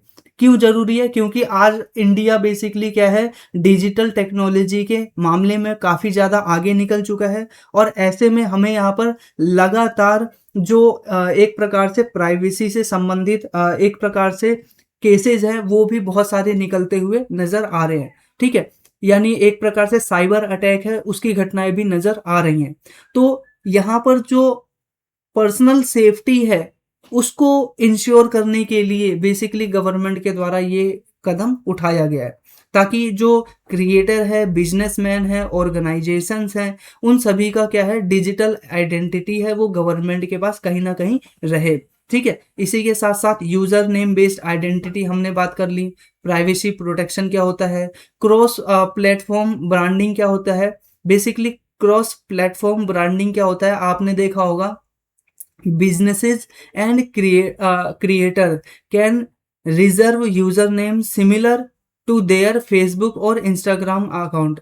बेसिकली क्या है कि इससे बेसिकली क्या होगा कि क्रॉस प्लेटफॉर्म ब्रांडिंग यहाँ पर बढ़ती हुई नजर आएगी व्हाट्सएप के माध्यम से, ये कहना है। जैसे कि अगर आप यहाँ पर अपने ही चैनल को देखोगे तो यूट्यूब पे भी अपना चैनल है एनके ग्लोबल एजुकेशन, टेलीग्राम पे भी अपना एक चैनल है एनके ग्लोबल एजुकेशन, इसी के साथ साथ यहाँ पर व्हाट्सएप पे भी एक ग्रुप चलता है एनके ग्लोबल एजुकेशन, और इसी के साथ इंस्टाग्राम पे और अदर जितने भी प्लेटफॉर्म हैं अगर आप देखना चाहो तो हर जगह आपको एनके ग्लोबल एजुकेशन से संबंधित जो पेज है वो आपको मिल जाएगा। ठीक है, अब यहाँ पर गूगल पेज नहीं है, वो भी जल्दी ही क्रिएट कर दिया जाएगा। लेकिन आप देख रहे हो कि एक ही नाम से एक इंस्टीट्यूट क्या करता है, अलग अलग जगह रजिस्टर होता है। तो इससे क्या होता है, जो ब्रांडिंग होती है वो क्या होती है, मजबूत यहाँ पर होती हुई हमें नजर आती है। ठीक है, ये बेसिकली एक स्पेसिफिक फीचर है इसका। इसी के साथ नो पब्लिक डायरेक्टरी यहाँ पर हमें नजर आती है। देखो यहाँ पर बेसिकली क्या है, WhatsApp will not provide searchable user name directory. और यहाँ पर एक और चीज है, व्हाट्सएप ने ये भी बोल दिया है कि आपको ना searchable user name directory provide नहीं किया जाएगा, कि आपने XYZ बेसिकली नाम सर्च किया और जिस नाम का बेसिकली आईडी आ गई उसको आपने बेसिकली रिक्वेस्ट भेज दी या उसको आपने मैसेज कर दिया। तो इस प्रकार का भी सिस्टम यहाँ पर कैसे है, कुछ बात यहाँ पर क्लियर नहीं है। ठीक है, यहाँ पर क्या है, user must know the exact user name to in initiate contact. यहाँ पर बोला जा रहा है व्हाट्सएप के माध्यम से कि अगर यूजर के पास उसकी एग्जैक्ट आईडी है, मान लीजिए किसी ने डॉट लगा रखा है अपने यूजर आईडी पे, और जो दूसरे वाला है वो बिना डॉट के ही उसका नाम ट्राई कर रहा है, तो वो उसकी आईडी तक पहुंच ही नहीं सकता। ये बेसिकली यहाँ पर इसके माध्यम से बताया गया है, यह सिस्टम इसके अंदर इंस्टॉल किया गया है। इसी के साथ साथ यहाँ पर जो सेफ्टी है वो और ज़्यादा बढ़ेगी, यहाँ पर व्हाट्सएप का कहना है। ठीक है, यहाँ पर क्या है, ब्लॉकिंग और बाकी जो फैसिलिटीज़ है वो सिमिलर वैसी की वैसी बनी रहेगी। अगर आप जानते हो कि ये बेसिकली फ्रॉड है तो आप उसको ब्लॉक भी कर सकते हो। अब गवर्नमेंट का कंसर्न आप सभी को पहले ही पता चल गया कि डिजिटल अरेस्ट बाकी जो फ्रॉड है वो लगातार बढ़ते जा रहे हैं। ये भी हमने ऊपर सारा सिस्टम दे दिया। एंड टू एंड इंस्क्रिप्शन क्या होता है, बेसिकली जब आप किसी से बात करते हो ऑनलाइन तो बेसिकली आप किसके माध्यम से करते हो, ABCD, इसके बिहाफ पर क्या है, किसी से बात करते हो। ठीक है, लिखते हो तब वो आप तक मैसेज पहुंचता है। लेकिन जो डिजिटल वर्ड है उसके अंदर ऐसा नहीं होता। वहां पर क्या होता है, एक 3 लेयर सिस्टम होता है। 3 लेयर सिस्टम के अंदर क्या होता है, फॉर एग्जाम्पल सबसे पहले यहाँ पर ABCD लिखा हुआ आएगा। ठीक है, आप जो मैसेज करोगे वो जो ABCD है वो 0 1 0 2 0 3 0 5 0 1 2 1 1 0 1, इस तरह से कोड के अंदर क्या होता है, मशीनों के अंदर चला जाता है। और ये जो मशीन है फिर दोबारा से आपको क्या करती है, एक बेसिकली कोड के अंदर ABCD के रूप में आपको मैसेज पहुंचाती है। तो आपका जो मैसेज होता है बीच के अंदर, यहाँ पर जो आपका डाटा सेंटर है वहां पर क्या किया जाता है, सिक्योर किया जाता है। तो इसी सिस्टम को बोला जाता है एंड टू एंड इंस्क्रिप्शन। ठीक है, यहाँ पर क्या है, जो सेंडर है वो ही जान सकता है कि आपने क्या मैसेज किया है, और जो रिसीवर है वो ही जान सकता है कि आपको क्या मैसेज आया है। बीच में आपको कोई हैक करके क्या है, ये मैसेज को गेन नहीं कर सकता, प्राप्त नहीं कर सकता। इसी के साथ साथ फिशिंग मैंने आपको बता दिया, आपको बेसिकली मैसेज करेगा, OTP आएगी और आपका पूरा का पूरा बैंक अकाउंट खाली हो जाएगा। डिजिटल अरेस्ट स्कैम आप लगातार सुनते ही रहते होंगे कि कोई भी आपको फोन करता है, बोलता है कि आपका जो पार्सल है वो आया है और आपके पार्सल में क्या है, इलीगल ये सामान पाया गया है। और आपको क्या है, हम डिजिटल अरेस्ट करते हैं और आपको क्या है, अब अपना जो मोबाइल है वो कहीं हिलाना नहीं है। अगर आपने मोबाइल हिलाया तो आपके ऊपर केस कर दिया जाएगा और फिर बाद में वो आपका बहुत सारा प्रेशर डाल के आपका बैंक अकाउंट बाकी चीजें की डिटेल लेता है और आपका पूरा बैंक अकाउंट खाली कर देता है, यानी आपसे फिरौती मांगता है एक प्रकार से। ठीक है, इसी तरह से हम यहाँ पर देखते हैं व्हाट इज डिजिटल आइडेंटिटी, बाकी चीजों को आप यहाँ पर देख सकते हो। कुछ फ्रेमवर्क है इंडिया के अंदर, ये भी आप देख सकते हो। ठीक है, digital personal data protection act 2023 में ही अभी लॉन्च लेकर आया गया है, तो इस वजह से इसको आप जरूर पढ़कर जाइएगा, जिसमें बेसिकली बात किया जाता है डिजिटल जो चीज़ें हैं उसको किस तरह से प्रोटेक्ट किया जाए, प्रोसेस किया जाए। ठीक है, और उसको किस तरह से कलेक्ट हो और पर्सनल डाटा किस प्रकार से हो, इनसे संबंधित हमें रूल्स और रेगुलेशन इस एक्ट के अंदर देखने को मिलते हैं। ठीक है, India cyber crime coordination centre ये आपको देखने को मिलता है।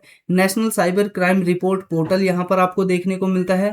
और ये सारी चीज़ें सिग्निफिकेंट कैसे हैं इंडिया के लिए, और ये गवर्नमेंट का कंसर्न क्या है, चैलेंज क्या है, सभी चीज़ों को आप यहाँ पर देख सकते हो। और लास्ट में आप यहाँ पर समरी को देख सकते हो, जो आपने पूरा आर्टिकल देखा उसके बिहाफ पर। अब हम बात करते हैं अपने नेक्स्ट आर्टिकल की तरफ। साथियों, अपना जो ये नेक्स्ट आर्टिकल है वो आप देख सकते हो, पहली बार जो गवर्नमेंट है यानी बेसिकली इसरो है, उसके अलावा एक प्राइवेट फर्म ने क्या किया है, अपना ऑर्बिटल रॉकेट को लॉन्च किया है। यहाँ पर आप स्पेसिफिक चीज देख सकते हो। ठीक है, तो भारत के अंदर पहला है प्राइवेट ऑर्बिटल जो रॉकेट है वो एक कंपनी के माध्यम से लॉन्च किया जाना है। 12 जुलाई से 4 अगस्त के बीच में इसको लॉन्च किया जा सकता है। ठीक है, और ये जो लॉन्च किया जाएगा LP-1 से किया जाएगा। LP-1 बेसिकली आप जानते हो, बेसिकली फर्स्ट लॉन्च पैड है जो कि हमें सतीश धवन स्पेस रिसर्च जो सेंटर है श्रीहरिकोटा के अंदर, वहां पर हमें देखने को मिलता है। तो वहां से क्या किया जाएगा, इस रॉकेट को आप इमेज में पूरा जो रॉकेट है उसको देख सकते हो, इस रॉकेट को यहाँ पर लॉन्च किया जाएगा।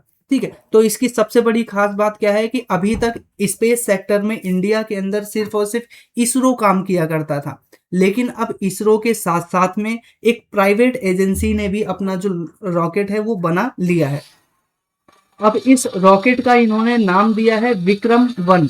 अब ये जो विक्रम-1 है इसकी खासियत क्या है कि ये जो स्मॉल सैटेलाइट लॉन्च व्हीकल है उसके लिए यहाँ पर डिजाइन किया गया है। ठीक है, फॉर एग्जाम्पल एक होते हैं बड़े बड़े जो इंस्ट्रूमेंट है और दूसरी तरफ होते हैं छोटे छोटे इंस्ट्रूमेंट और छोटे छोटे सैटेलाइट। तो बड़े सैटेलाइट को तो बेसिकली PSLV GSLV इन सभी के माध्यम से लॉन्च किया जाता है, लेकिन जो छोटे छोटे रॉकेट हैं उनको लॉन्च करने के लिए यहाँ पर क्या है, विक्रम-1 एक प्रकार से रॉकेट सिस्टम नजर आ रहा है। ठीक है, जो कि स्मॉल सैटेलाइट लॉन्च व्हीकल है जिसको डिजाइन किया गया है स्काई रूट एरोस्पेस के माध्यम से। अब स्काई रूट एरोस्पेस क्या है, एक एजेंसी है, एक कंपनी है। ठीक है, हैदराबाद बेस्ड। ठीक है, इसी के साथ ये आपने देख लिया जो स्मॉल सैटेलाइट है उसको बेसिकली ये जो विक्रम-1 है वो बेसिकली लॉन्च करेगा। इससे बेसिकली हमें नजर आता है कि इंडिया का फर्स्ट प्राइवेट लॉन्च एक प्रकार से व्हीकल नजर आता है जो रॉकेट को और बाकी चीजों को जो लो अर्थ ऑर्बिट है उसके अंदर पहुंचाएगा। ठीक है, इसी के साथ ये जो पूरा सिस्टम है वो ऑन डिमांड और जो कॉस्ट एफिशिएंट है, ये इसके क्या है स्पेसिफिक फीचर नजर आते हैं। अब देखो बेसिकली ये जो पूरा विक्रम-1 है इसको लॉन्च किया जाएगा ऑन डिमांड, यानी अगर आपको अपना कोई सैटेलाइट लॉन्च करवाना है तो आप इस कंपनी के पास जा सकते हो और बोलोगे कि हमें इस प्रकार का रॉकेट चाहिए और इस प्रकार से हमें अपने सैटेलाइट को लो अर्थ ऑर्बिट के अंदर उतारना है। तो ये जो कंपनी है ऑन डिमांड आपका जो रॉकेट है वो तैयार कर देगी। इसी के साथ साथ यहाँ पर ये जो पूरा का पूरा मिशन है, इस मिशन का नाम दिया गया है मिशन आगमन। तो ध्यान रखिएगा ये जितने भी फैक्ट बताए ये बहुत ही ज्यादा इंपॉर्टेंट हो चुके हैं। ठीक है, ये जितने भी फैक्ट मैंने बताए बहुत ही ज्यादा इंपॉर्टेंट है। अब यहाँ पर हम बात करते हैं स्काई रूट स्पेस 2018 के अंदर इस्टेब्लिश किया था। तेलंगाना हैदराबाद के अंदर इसका हेडक्वार्टर नजर आता है। इसने बेसिकली मेमोरेंडम ऑफ अंडरस्टैंडिंग जो इसरो है इंडियन स्पेस रिसर्च ऑर्गेनाइजेशन उसके साथ कर रखा है, यानी इसरो बेसिकली इसको सहायता पहुंचाता है, ये यहाँ पर हमें नजर आता है। और इसी के साथ ये जो कंपनी है स्काई रूट ये इसरो के साथ मिलकर काम भी करती है। इसी के साथ साथ मिशन प्रारंभ में लॉन्च किया गया था। अभी आप जो देख रहे हो वो मिशन आगमन के तहत लॉन्च किया जा रहा है। इससे पहले मिशन प्रारंभ भी 2022 के अंदर लॉन्च किया था जो कि सक्सेसफुल मिशन था, जिसके अंदर जो विक्रम-S है उसको लॉन्च किया गया था। ठीक है, पहले हमने विक्रम-S को लॉन्च किया था, अभी हम जो विक्रम-1 है उसको यहाँ पर लॉन्च कर रहे हैं। डिफरेंस ध्यान रखिएगा। अब ये जो लॉन्च है वो बेसिकली हमें लो अर्थ ऑर्बिट के अंदर हमें देखने को मिलता है। तो अब यहाँ पर बात आती है कि ये जो लो अर्थ ऑर्बिट है वो आखिरकार क्या होता है। साथियों, ऐसी सैटेलाइट जो अर्थ के सरफेस के ऊपर लॉन्च किया जाए। ठीक है, 1600 से लेकर 2000 किलोमीटर तक के रेंज में यहाँ पर उसको ऑल्टीट्यूड के ऊपर अगर लॉन्च किया जाता है अर्थ के सरफेस से तो उसको हम लो अर्थ सैटेलाइट कहते हैं। इसी के साथ साथ इस सिस्टम की क्या खास बात और है विक्रम-1 की कि ये सन सिंक्रोनस ऑर्बिट के अंदर यहाँ पर घूमने वाला है। सन सिंक्रोनस क्या है, कि सन के चारों ओर घूमेगा। ये बेसिकली अर्थ के चारों ओर नहीं घूमेगा, बल्कि सन जैसे जैसे जैसे अर्थ मूव करता है ना, वैसे वैसे क्या है, ये सन के अर्थ के साथ और सूरज के चारों ओर यहाँ पर ये चक्कर लगाता हुआ नजर आएगा। फॉर एग्जाम्पल आप यहाँ पर देखो, ये सूरज है, सूरज के चारों ओर पृथ्वी इस प्रकार से चक्कर लगाती है। तो यहाँ पर हम क्या करेंगे, जो ये पृथ्वी है, इस पृथ्वी के मान लीजिए इस पॉइंट पर हमने क्या किया है, ये सैटेलाइट, या फिर इस पॉइंट पर ये जो सैटेलाइट है वो लॉन्च की है। अब ये भी क्या है, सन सिंक्रोनस है। सन सिंक्रोनस का सीधा सा मतलब ये हुआ कि ये भी क्या है, सूरज के चारों ओर चक्कर लगाएगा। सूरज के चारों ओर चक्कर लगाएगा, जैसे जैसे अर्थ यहाँ पर मूव करेगा वैसे वैसे क्या है, ये जो सैटेलाइट है वो भी मूव करेगा। फॉर एग्जाम्पल अर्थ ही मान लीजिए यहाँ पर आ गया, तो जो सैटेलाइट है वो भी यहाँ पर आ जाएगा। इसी तरह से ये जो चक्कर है वो हमें यहाँ पर देखने को मिलेगा। अर्थ अगर यहाँ पे आया तो सैटेलाइट यहाँ पर रहेगा। ठीक है, यानी दूसरे शब्दों में आप कहो कि एक तो क्या है, अर्थ के लो ऑर्बिट में लगाया गया है, यानी अर्थ के बहुत ही पास में लगाया गया है। ठीक है, भारत के ठीक ऊपर। ठीक है, इसी के साथ साथ दूसरा बात है, सन सिंक्रोनस है, यानी सन के चारों ओर ये घूमेगा। और इसी के साथ साथ जो प्रमुख रूप से जो कार्टोग्राफी है उसके अंदर मदद करेगा, यानी जो मैप है उसको बनाने में मदद करेगा। एनवायरनमेंट का और वेदर की मॉनिटरिंग करने में मदद करेगा, और एग्रीकल्चर सर्वे है वो प्रदान करने में यहाँ पर मदद करेगा। ठीक है, तो ये बेसिकली जो सैटेलाइट है उसके कुछ की स्पेसिफिक फीचर है, इसको याद रखना बहुत जरूरी है। यहीं से प्रश्न आएगा कि क्या ये एक लो अर्थ ऑर्बिट सैटेलाइट है, क्या ये सन सिंक्रोनस सैटेलाइट है। तो हाँ, ठीक है, यहाँ पर आपसे प्रश्न पूछा जा सकता है।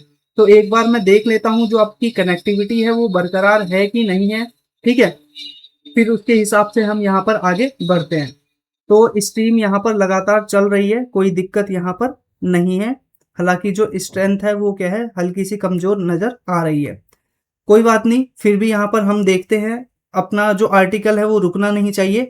तो हम यहाँ पर देखते हैं कि जो Satish Dhawan space research centre है वो यहाँ पर इस्टेब्लिश्ड होता हुआ नजर आता है श्रीहरिकोटा के अंतर्गत आंध्र प्रदेश के अंदर। ठीक है, और यहीं पर हमें इसरो का बेसिकली क्या है, मेन सेंटर नजर आता है। और इसरो के जितने भी सैटेलाइट हैं वो इसी जगह से हमें ऑपरेट होते हुए नजर आते हैं।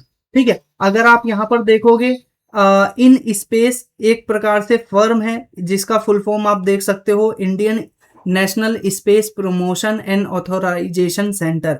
इसको 2020 के अंदर इस्टेब्लिश्ड किया गया था। साथियों, आपको बार बार जो बैकग्राउंड है उसके अंदर काफी क्या बोलते हैं, कंस्ट्रक्शन का शोर नजर आ रहा होगा, उसको आप यहाँ पर इग्नोर कीजिएगा। ठीक है, आसपास अगर कंस्ट्रक्शन होता है तो उसका हम यहाँ पर कुछ कर नहीं सकते इस वजह से। ठीक है, बेसिकली अपना जो आर्टिकल है वो अच्छे से कवर होना चाहिए, ये अपना फोकस बनाकर रखिएगा। तो यहाँ पर हम बात कर रहे हैं कि जो इंडियन नेशनल स्पेस प्रमोशन है उसका यहाँ पर हेडक्वार्टर हमें अहमदाबाद गुजरात के अंदर देखने को मिलता है, और इसको 2020 के अंदर इस्टेब्लिश्ड किया गया था। इसके अंदर हमने एक सिंगल विंडो रेगुलेटर प्रोवाइड किया था, जो कि प्राइवेट पार्टनरशिप को इंडिया के अंदर बूस्ट करने के लिए लेकर आया गया था। तो इस वजह से इसको जानना बहुत ज्यादा जरूरी है, क्योंकि इसी की वजह से, इसी के अंतर्गत रजिस्ट्रेशन करके कोई भी स्पेस एजेंसी जो है वो इसरो के साथ मिलकर काम कर सकती है। इसी के साथ साथ हम यहाँ पर आगे देखते हैं कि इसके स्पेसिफिक फीचर क्या है। तो बेसिकली क्या है, इंडिया यूजिंग इंडिजेनस टेक्नोलॉजी, यानी जो अभी हमने यहाँ पर रॉकेट लॉन्च किया है आगमन मिशन के अंतर्गत विक्रम-1, उसके स्पेसिफिक फीचर की बात हो रही है। तो ये पूरी तरह से इंडिया के अंदर डेवलप किया गया है, ये इसकी खास बात है। इसी के साथ साथ यहाँ पर ऑल कार्बन कंपोजिट स्ट्रक्चर यहाँ पर नजर आता है, जिसकी वजह से यहाँ पर जो इसका वेट है वो बहुत कम नजर आएगा। इसी के साथ साथ यहाँ पर सॉलिड फ्यूल बूस्टर लगाया गया है, यहाँ पर ध्यान रखिएगा। ठीक है, तो ये प्रश्न पूछा जा सकता है, ये है इंपॉर्टेंट फैक्ट कि आपसे पूछ लेगा कि जो विक्रम-1 है उसके अंदर कौन सा फ्यूल लगाया गया है, जिसको अभी भी आगमन मिशन के अंतर्गत लो अर्थ ऑर्बिट पे उतारा गया है। तो उसमें सॉलिड फ्यूल बूस्टर का यूज किया गया है। ठीक है, इसी के साथ साथ इसको बेसिकली क्या है, 3D प्रिंटेड एक प्रकार से के द्वारा बनाया गया है। और लिक्विड फ्यूल जो इंजन है, ठीक है, अपर स्टेज के अंदर, उसको बेसिकली किसके माध्यम से बनाया है? 3D प्रिंटेड के माध्यम से। तो यहाँ पर आप सोचिए 3D प्रिंटिंग का भी यूज किया जा रहा है हमारी स्पेस टेक्नोलॉजी के अंदर, ठीक है। तो इसका जो अपर स्टेज है वो किससे बनाया गया है? 3D प्रिंटिंग से बनाया गया है। इसके अंदर आप देख रहे हो कि 350 केजी का पेलोड लगाया गया है। अब पेलोड क्या होता है, आप यहाँ पर अगर इमेज में दे पाओ तो बेसिकली यहाँ पर ऊपर वाला जो सेंटर है, इसके ऊपर क्या होता है? बहुत सारी मशीनें लगी होती हैं, और यही मशीनें क्या है? ऊपर होकर सैटेलाइट बन जाती हैं।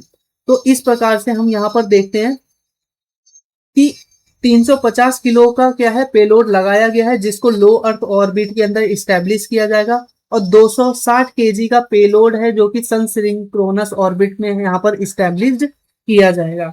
इसी के साथ साथ यहाँ पर ऑटोनोमस फ्लाइट कंप्यूटर जो है उसके आधार पर यहाँ पर नाम रखा गया है, ठीक है। अब हम यहाँ पर आगे कुछ पॉइंट है, आप इसको देख सकते हो। इसका मेजर ऑब्जेक्टिव क्या है कि इंडिया के अंदर जो प्राइवेट स्पेस सेक्टर है उसको बूस्ट करना।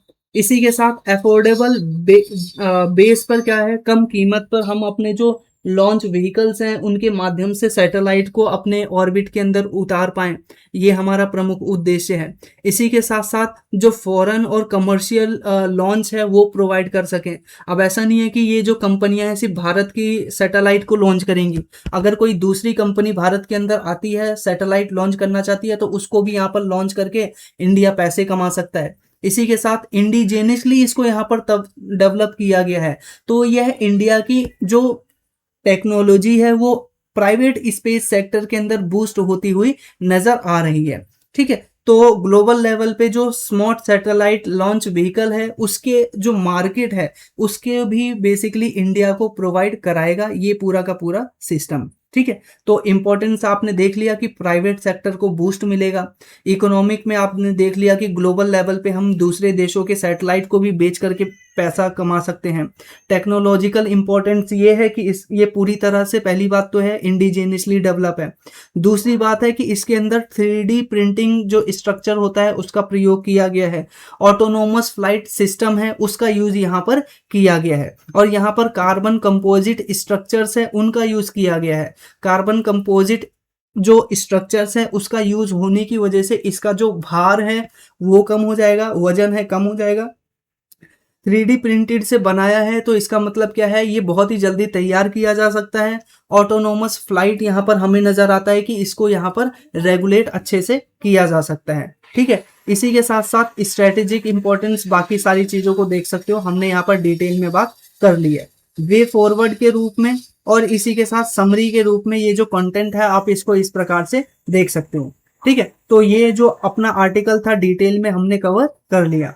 जो अगला आर्टिकल है वो इंडिया के कॉटन फार्म से संबंधित है, ठीक है। बेसिकली आप सभी जानते हो कि इंडिया वर्ल्ड का क्या है, लार्जेस्ट कॉटन प्रोड्यूसर है इन टर्म्स ऑफ एरिया, ठीक है। यहाँ पर आप देख रहे हो वर्ल्ड का लार्जेस्ट कॉटन कल्टीवेटर है इन टर्म्स ऑफ एरिया।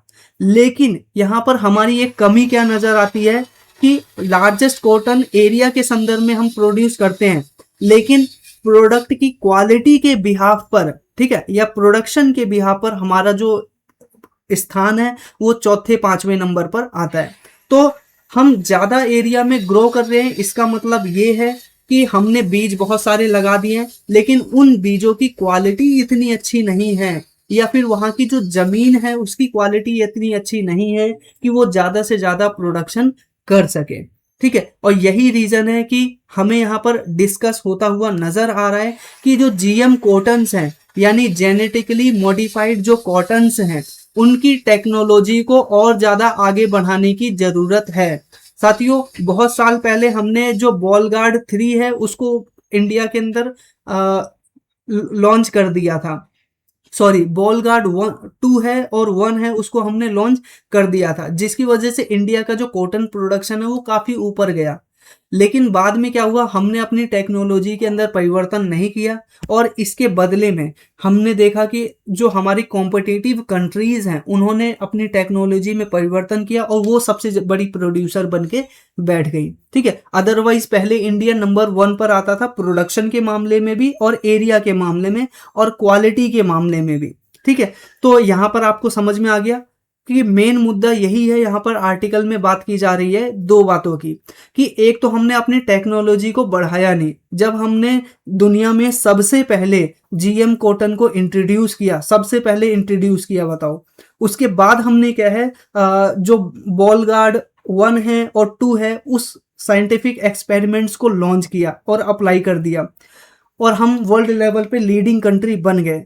तो फिर आखिरकार ऐसा हुआ क्या, या गवर्नमेंट ने ध्यान क्यों नहीं दिया कि बॉल गार्ड जो 3 स्कीम लॉन्च की गई, या फिर अगला जो उसका स्टेप है, या फिर बॉल गार्ड 2 रिफ्लेक्स जो स्कीम है उसको बेसिकली इम्प्लीमेंट क्यों नहीं किया गया, ताकि इंडिया के अंदर जो कॉटन की प्रोडक्टिविटी है उसको बूस्ट किया जा सके। तो आर्टिकल के अंदर जो राइटर है उसका बेसिक कंसर्न ही यही है कि भाई आपको सही समय पे बॉल गार्ड 3 और बीजी यानी बेसिकली बॉल गार्ड 2 रिफ्लेक्स जो स्कीम है उसको लॉन्च कर देना चाहिए था, ताकि इंडिया के अंदर आज ये सिचुएशन ना होती। दूसरा यहाँ पर उन्होंने बात की है कि हमें एक प्रकार से ना इन्वेस्टमेंट की जरूरत है या फिर ध्यान देने की जरूरत है जो हमारी सॉइल है उसकी हेल्थ के ऊपर। ठीक है, और दूसरा क्लाइमेट जो रेजिलियंट वैरायटी है उसके ऊपर। इसी के साथ साथ जो फार्मिंग प्रैक्टिसेस आज के समय में इंडिया के अंदर अपनाई जा रही है उसमें भी चेंज करने की यहाँ पर जरूरत है। और यहाँ पर हमारे पास जो रिसोर्सेज है उसका ठीक ढंग से मैनेजमेंट करना बहुत जरूरी है।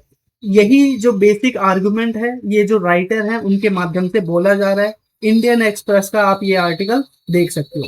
तो आपने यहाँ पर देखा कि आर्टिकल क्या कह रहा है, जीएम सीड के साथ साथ हमें जो सॉइल हेल्थ है उसके ऊपर भी फोकस करना चाहिए। अब आइए कुछ स्टैटिक फैक्ट है उनके बारे में भी देख लेते हैं, जहां से आपका जो एग्जाम के अंदर प्रश्न है वो ज्यादातर पूछे जा सकते हैं।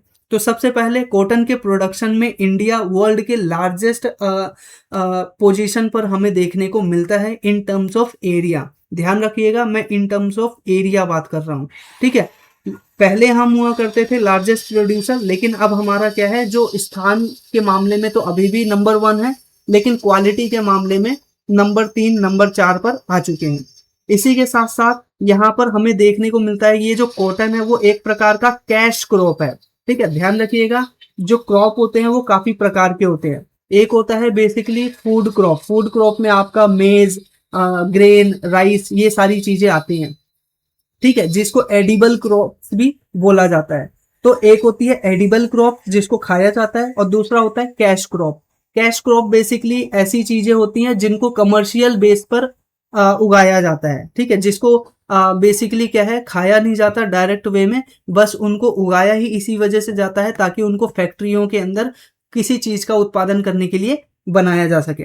अब कैश क्रॉप के अंदर बेसिकली गन्ना यानी शुगर केन भी आता है, ये भी बात ध्यान रखिएगा। ठीक है, हालांकि उसको खाया जाता है लेकिन उगाने का उसका बेसिक पर्पस यही होता है कि उससे हम चीनी बना सके। इस वजह से जो रबड़ है, गन्ना है और कॉफी है, चाय है, और ये जितनी भी चीजें होती है इनको हम कैश क्रॉप की कैटेगरी के अंदर डालते हैं। ठीक है, और इसी के साथ साथ जो खाद्य पदार्थ है उनको एडिबल क्रॉप्स के अंदर कैटेगराइज किया जाता है। तो बेसिकली हम यहाँ पर अभी बात कर रहे हैं इंडिया के अंदर कॉटन का स्टेटस क्या है। तो कॉटन का स्टेटस आप यहाँ पर देख सकते हो, जो गुजरात है वहां पर सबसे ज्यादा कॉटन का प्रोडक्शन किया जाता है। महाराष्ट्र और तेलंगाना 2nd और 3rd नंबर पर हमें देखने को मिलते हैं। तो ये 3 नाम आपको जरूर से जरूर ध्यान होने चाहिए, गुजरात फर्स्ट, महाराष्ट्र 2nd और तेलंगाना 3rd स्टेट। ठीक है, which produced largest amount of the cotton of India. ठीक है, अब हम यहाँ पर बात करते हैं ये जेनेटिकली मॉडिफाइड जो कॉटन है वो क्या होता है। नॉर्मल सी बात है, आपने देखा होगा कि जो जीन्स होते हैं क्रॉप्स के और जो प्लांट हैं उन सभी को क्या किया जाता है, साइंटिस्ट के माध्यम से मॉडिफाइड किया जाता है। तो इसी के अंतर्गत बेसिकली क्या होता है, मान लीजिए एक बीज है कॉटन का, उसके खास बात यह है कि उसके ऊपर कीड़े नहीं लगने हैं। ठीक है। वहीं पर एक दूसरा बीज है कॉटन का, उसकी खास बात यह है कि उसके जो गुच्छे हैं वो बहुत ही मोटे होंगे और बहुत ज्यादा ऊन देगा। तो साइंटिस्ट क्या करते हैं कि ये जो दोनों हमारा कॉटन के बीज हैं, उन दोनों को हम क्या करते हैं, मर्ज कर देते हैं। ठीक है, हमने इसको क्या कर दिया, मर्ज कर दिया। अब मर्ज करने के बाद यहाँ पर जो नया बीज प्राप्त हुआ, ठीक है, अब जो नया बीज है उसकी खास बात पता है क्या होगी? इसकी खास बात ये होगी कि इसका अंदर जो कीड़े हैं, एक तो पहली बात वो नहीं लगेगा, और दूसरी बात क्या है, इसके अंदर जो फूल है वो बहुत ही बड़ा आएगा, जिससे कि ज्यादा कपास हमें मिल पाएगा। तो ऐसे जब साइंटिफिक मेथड के माध्यम से जो क्रॉप्स हैं उनको मॉडिफाई किया जाता है, उसको हम जीएम क्रॉप्स कहते हैं। ठीक है, इसी के साथ साथ यहाँ पर पूरी बात यहीं पर लिखी गई है। बेसिकली क्या होता है, एक कीड़ा होता है जिसका नाम होता है बेसिलियस थूरिन जेनेसिस। ठीक है, और यही रीजन है कि इस बैक्टीरिया को रिमूव करके, या फिर इस बैक्टीरिया को एक बार हम यहाँ पर पढ़ लेते हैं। India commercially cultivate BT cotton which contains genes from the bacterium Bacillus thuringiensis. ठीक है, बेसिकली एक जीन होता है बेलिसिस और थ्यूरिन जेनेसिस, उसको हम कॉटन के अंदर फिट करते हैं, जिससे कि क्या होता है, उसके ऊपर एक जो तना होता है उसके ऊपर क्या होता है, एक पदार्थ निकलता है। उस पदार्थ को बेसिकली अगर कोई कीड़ा खाता है तो वो कीड़ा मर जाता है। तो इस आधार पर हमें यहाँ पर देखने को मिलता है कि अगर जो पौधा है उसको हम किस तरह से बचा सकें, इस वजह से हमने ये बेसिकली बीटी कॉटन यानी बेसिलियस थ्यूरिन जेनेसिस जो कॉटन है वो हमने यहाँ पर डेवलप किया है। तो मुझे उम्मीद है ये बीटी शब्द का मतलब आपको पता चल गया होगा। बीटी का मतलब है बेसिलियस थ्यूरिन जेनेसिस। ये एक प्रकार का इंसेक्ट है या एक प्रकार का जीन है जिसको हम क्रॉप के अंदर इंसेक्ट करते हैं, सीड के अंदर, और इसकी वजह से जब पौधा तैयार होता है तो जो तना होता है उसके चारों ओर स्पेसिफिक प्रकार के क्या होते हैं, चीजें डेवलप होती हैं, जिससे कि जो कीड़े हैं अगर वो खाते हैं तो वो मर जाते हैं। तो इससे हमें जो पौधा होता है वो बेसिकली क्या है, सुरक्षित रहता है। ठीक है, अब बात आती है कि हम किन कीड़ों से इनकी सुरक्षा की बात कर रहे हैं। तो ध्यान रखिएगा, बॉल गार्ड बेसिकली यहाँ पर एक कीड़ा है जिससे यहाँ पर इसको बचाने का प्रमुख उद्देश्य हमें नजर आता है। और इसी आधार पर गवर्नमेंट ने एक स्कीम या साइंटिफिक एक्सपेरिमेंट किया था बोल गार्ड 1 का, जिसके अंदर बीटी कॉटन का फर्स्ट स्टेज यहाँ पर जीन मॉडिफाइड जो कॉटन है वो तैयार किया था। बोल गार्ड सेकंड के अंदर हमने बात किया कि दो बीटी जीन्स को यहाँ पर इम्प्रूव किया था। अब बोल गार्ड 3 को भी एक्सपेरिमेंट के बिहाफ पर क्या है, लेकर आया जा चुका है, लेकिन इसको आज तक इंडिया के अंदर कमर्शियली अप्रूव नहीं किया गया है। और यही आर्टिकल में जो राइटर है वो बात कर रहा है कि आपको ये जो थर्ड स्टेज था, आपको ये जो फोर्थ स्टेज था, इसको बेसिकली क्या है, गवर्नमेंट के अंदर गवर्नमेंट के द्वारा कमर्शियल लेवल पर अप्रूव कर देना चाहिए था, ताकि जो हमारी फसलें हैं वो और ज़्यादा बच सके और ज़्यादा हमारे पास कपास का प्रोडक्शन हो सके, और इसी के साथ वर्ल्ड लेवल पे हम जो कॉम्पिटिटिवनेस है वो प्राप्त कर सकें। इसी के साथ साथ सॉइल ऑर्गेनिक कार्बन्स, यहाँ पर आप देख सकते हो आर्टिकल का दूसरा मेन कंपोनेंट, वो ये बोल रहा है कि बेसिकली जो सॉइल है उसका हेल्थ बढ़ाना भी जरूरी है, ना सिर्फ क्या बोलते हैं जीएम क्रॉप तैयार कर लेना बड़ी बात है। ठीक है, यहाँ पर आर्टिकल ने कुछ आंकड़े बताए हैं, वो आप यहाँ पर देख सकते हो। ठीक है, और यहाँ पर बोल रहा है कि लैंड डिग्रेडेशन है वो लगातार हो रहा है। ठीक है, इंडिया का जो 32% लैंड है वो आज के समय में डिग्रेडेड हमें यहाँ पर नजर आ रहा है, जिसका एक मेजर इफेक्ट नजर आ रहा है हमारे कल्टीवेशन के ऊपर। ठीक है, अब यहाँ पर बात कर रहे हैं ये जो राइटर कि अगर हम कुछ स्पेसिफिक कंपोनेंट की बात करें, जैसे factor responsible for cotton productivity, तो हाई क्वालिटी की जो सीड है वो हमें सबसे पहले लाना पड़ेगा। देखो, अगला जो पॉइंट है उसके अंदर हम बेसिकली ये बात कर रहे हैं कि अगर हमें अपना जो कॉटन का प्रोडक्शन है वो बढ़ाना है तो क्या क्या चीजें करनी पड़ेंगी। तो पहला चीज यही करना पड़ेगा कि हमारे जो सीड की क्वालिटी है, बीज की क्वालिटी है, वो बढ़ाना पड़ेगा, और जो हेल्दी सॉइल है वो यूज करना पड़ेगा। इसी के साथ साथ ऑर्गेनिक जो कार्बन है वो यहाँ पर क्या है, प्रोवाइड कराना पड़ेगा सॉइल को। इसी के साथ साथ जो फर्टिलाइजर्स हैं उनके एप्लीकेशन पे, उनके यूज पे क्या है, थोड़ी लिमिटेशन लगानी पड़ेगी, ठीक है, और कई हद तक उनको बैन भी करना पड़ेगा। और इफेक्टिव इरिगेशन करना चाहिए, और यहाँ पर पेस्ट मैनेजमेंट ठीक करके और क्लाइमेट रेजिलिएंट क्रॉप को, वैरायटी को डेवलप करके हम बेसिकली देश के अंदर कॉटन की प्रोडक्टिविटी को बढ़ा सकते हैं, ठीक है। तो ये कुछ मैकेनिज्म थे। अब यहाँ पर रोल ऑफ जीएम कॉटन, मैंने आपके साथ पहले ही डिस्कस कर लिया कि ये बेसिकली कॉटन का प्रोडक्शन बढ़ा सकता है। सिग्निफिकेंट इंडिया के लिए क्यों है? क्योंकि इंडिया का जो एग्रीकल्चर इंपॉर्टेंस है वो आप जानते हो। इकोनॉमिक इंपॉर्टेंट यही है कि जो फार्मर्स हैं उनको फायदा पहुंचेगा, ठीक है। जो सॉइल हेल्थ है अगर इम्प्रूव करेंगे तो जो एनवायरनमेंट है वो भी सुधरेगा। और टेक्निकल इंपॉर्टेंस ये है कि इंडिया का जो रिसर्च और डेवलपमेंट है वो और ज़्यादा आगे बढ़ पाएगा। इसी के साथ जो फूड और फाइबर सिक्योरिटी है वो इंडिया के अंदर और ज़्यादा मजबूत हो पाएगी। ये बेसिकली हमें नज़र आ रहा है। अब बात करते हैं गवर्नमेंट ऑफ इंडिया के और कौन कौन से इनिशिएटिव हैं जो बेसिकली क्या है, एग्रीकल्चर से संबंधित हैं, कॉटन प्रोडक्शन से संबंधित हैं। जैसे कि national mission on cotton technology, इसी के साथ साथ यहाँ पर national mission for sustainable agriculture, soil health card scheme government के द्वारा लॉन्च किया गया, जिसके अंदर जो सॉइल की गुणवत्ता है उसकी जांच की जाती है इस स्कीम के तहत, और किसानों को फिर उसी के अकॉर्डिंग फर्टिलाइजर जो डालने की नसीहत दी जाती है। इसी के साथ साथ प्रधानमंत्री कृषि सिंचाई योजना और क्या बोलते हैं, परंपरागत कृषि विकास योजना भी हमें देखने को मिलती है। ये गवर्नमेंट की कुछ स्कीम है जो कि एग्रीकल्चर के अंदर काम करते हैं। हालांकि हमारे पास अभी बहुत सारे चैलेंजेस ही है, बहुत सारे वे फॉरवर्ड को आप इस प्रकार से देख सकते हो, ठीक है। बहुत इंपॉर्टेंट पॉइंट है, इसको भी आप एक बार पढ़ लीजिएगा। इसी के साथ अब हम यहाँ पर बात करते हैं अपने लास्ट आर्टिकल की तरफ। साथियों, ऊपर जितने भी आर्टिकल थे उन सभी को हमने यहाँ पर डिटेल में देख लिया। अब ये अपना लास्ट आर्टिकल है। लास्ट आर्टिकल को देखने से पहले आपके लिए इंफॉर्मेशन, ये अपना पूरे साल भर की मैगजीन आप देख सकते हो, इंटरनेशनल रिलेशन की, इंडियन पॉलिटी की। इसी के साथ साथ यहाँ पर आप देख सकते हो हिस्ट्री की, हिस्ट्री के साथ साथ यहाँ पर ज्योग्राफी, पॉलिटी, इकोनॉमिक्स, एनवायरनमेंट। इस तरह से आपको सारे सब्जेक्ट का पूरे साल भर का जो करंट अफेयर है वो मिलेगा। जो प्रीलिम्स 2026 है उसको टारगेट करके यहाँ पर बनाया गया है। और यहाँ पर प्रीलिम्स अगर मैं बोल रहा हूँ तो अभी बात कर रहा हूँ यूपी पीसीएस की, ठीक है।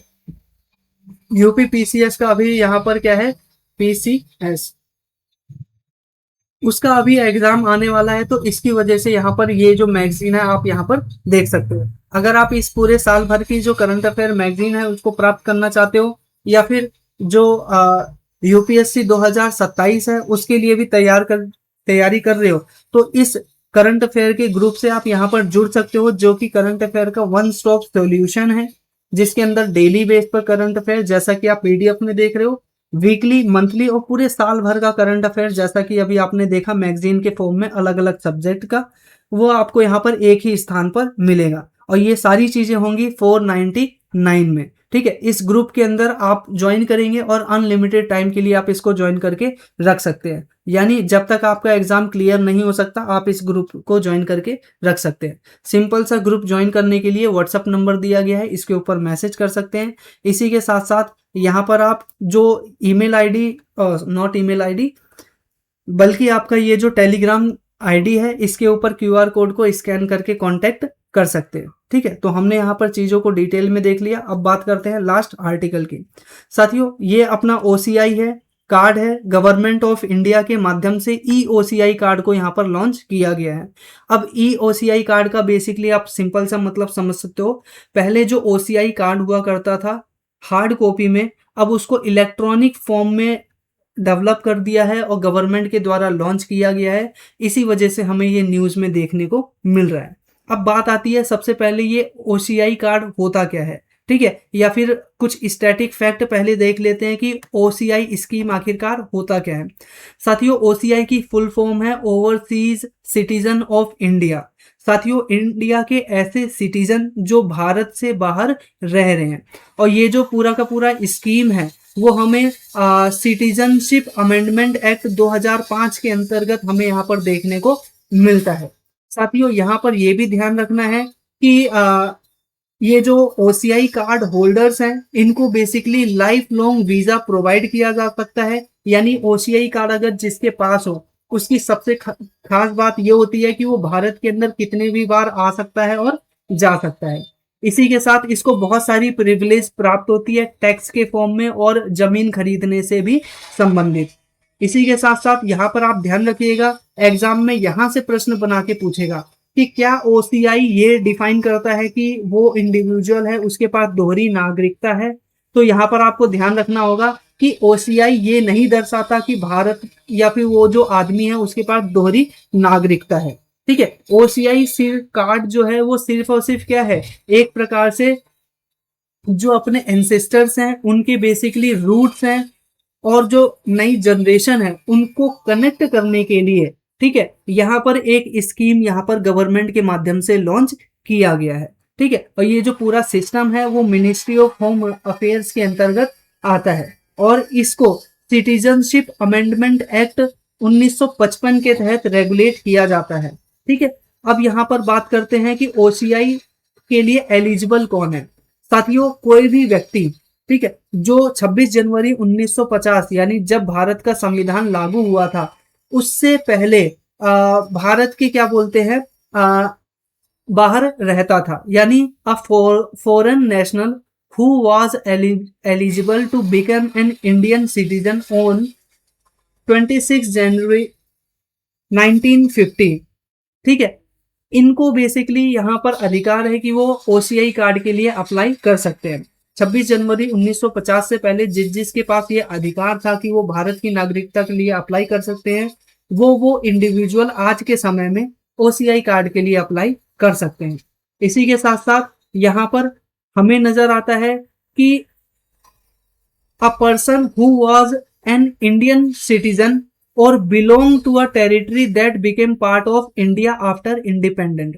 भारत की आज़ादी के पश्चात जो भी यहाँ पर इंडिया की टेरिटरी में आता था पहले, फॉर एग्जांपल नेपाल और नॉट नेपाल, जैसे कि सिक्किम पहले भारत से बाहर था, गोवा, ये दोनों क्या थे, भारत का हिस्सा नहीं हुआ करते थे, बाद में इनको भारत के अंदर अडॉप्ट किया गया।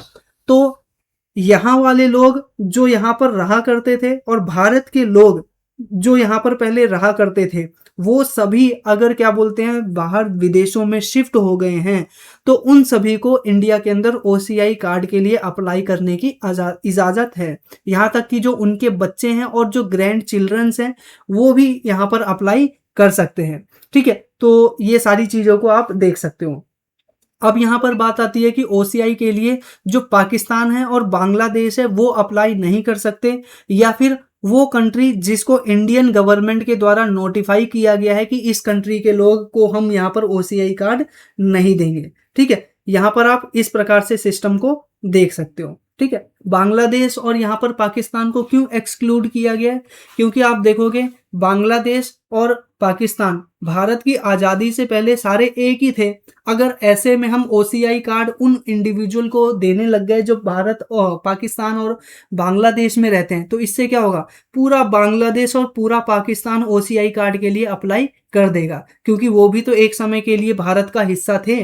तो इस आधार पर हमने क्या है जो टेक्निकल चीज़ें हैं उसको कम करने के लिए यहाँ पर सिस्टम क्या रख दिया है कि बांग्लादेश को और जो पाकिस्तान है उसको हम ओसीआई कार्ड नहीं देंगे। इसी के साथ साथ यहाँ पर आप देख सकते हो ई ओसीआई कार्ड क्या है, इसके अंतर्गत आप ऑनलाइन अप्लाई कर सकते हो, डिजिटल आपके पास डॉक्यूमेंट मिल जाएगा, ऑनलाइन पेमेंट आपको करना पड़ेगा, ई साइन करना पड़ेगा और रियल टाइम एप्लीकेशन ट्रैकिंग और बाकी जो सुविधाएं आपको यहाँ पर देखने को मिलती हैं ये ई ओसीआई कार्ड के तहत। ये बेसिकली क्या है जो सिक्योरिटी डिजिटल वेरिफिकेशन है वो भी करेगा, डिजिटल आइडेंटिफिकेशन वेरिफिकेशन वो भी कर सकता है। इसी के साथ साथ जो फ्रॉड होता है उससे भी यहाँ पर ये बचा सकता है, क्योंकि डिजिटल वेरिफिकेशन के दौरान यहाँ पर ये होगा कि आपके जो डॉक्यूमेंट है वो डिजिटली लिए जाएंगे और अगर आपका जो डाटा के अंदर नाम पहले से ही है तो आपका जो नाम है वो यहाँ पर नया ऐड नहीं किया जाएगा। ठीक है, तो ये पूरा सिस्टम हमें इस प्रकार से नज़र आता है। ये बाकी चीज़ों को आप यहाँ पर देख लीजिएगा। इसका ऑब्जेक्टिव यही है, गवर्नमेंट ये चाहती है कि जो अपना ओसीआई कार्ड है वो डिजिटलाइज हो जाए और जो हमारा पेपर वर्क है वो कम हो जाए और ट्रांसपेरेंसी है वो और ज़्यादा बढ़ जाए और जो वेरिफिकेशन है आइडेंटिफिकेशन की और भी ज़्यादा मजबूत हो पाए। इस वजह से गवर्नमेंट के द्वारा ई ओसीआई कार्ड लॉन्च किया गया है। इसी के साथ साथ यहाँ पर आप देख सकते हो कि ओसीआई जो है वो इंडिया के लिए इतने ज़्यादा इम्पोर्टेंट क्यों है। ठीक है, तो ये बाकी चीज़ों को आप इस प्रकार से देख सकते हो, बेनिफिट वगैरह। लास्ट में हम यहाँ पर पूरे के पूरे जितने भी अभी हमने आर्टिकल देखे उससे संबंधित कुछ प्रश्न हैं, आप इन प्रश्नों को पॉज करके यहाँ पर पढ़िएगा और यहाँ पर आंसर देने की कोशिश कीजिएगा। पहला क्वेश्चन आप यहाँ पर देख रहे हो, ये जो कि विक्रम वन से संबंधित है। आपने आज ही ये आर्टिकल पढ़ा है तो आंसर देने की जरूर कोशिश कीजिएगा। इसी के साथ साथ यहाँ पर आता है आर्टिकल नंबर 2 जो कि बात करता है बीटी कॉटन से संबंधित। इसी के साथ साथ आर्टिकल नंबर 3 जो कि बात करता है ओसीआई कार्ड से संबंधित।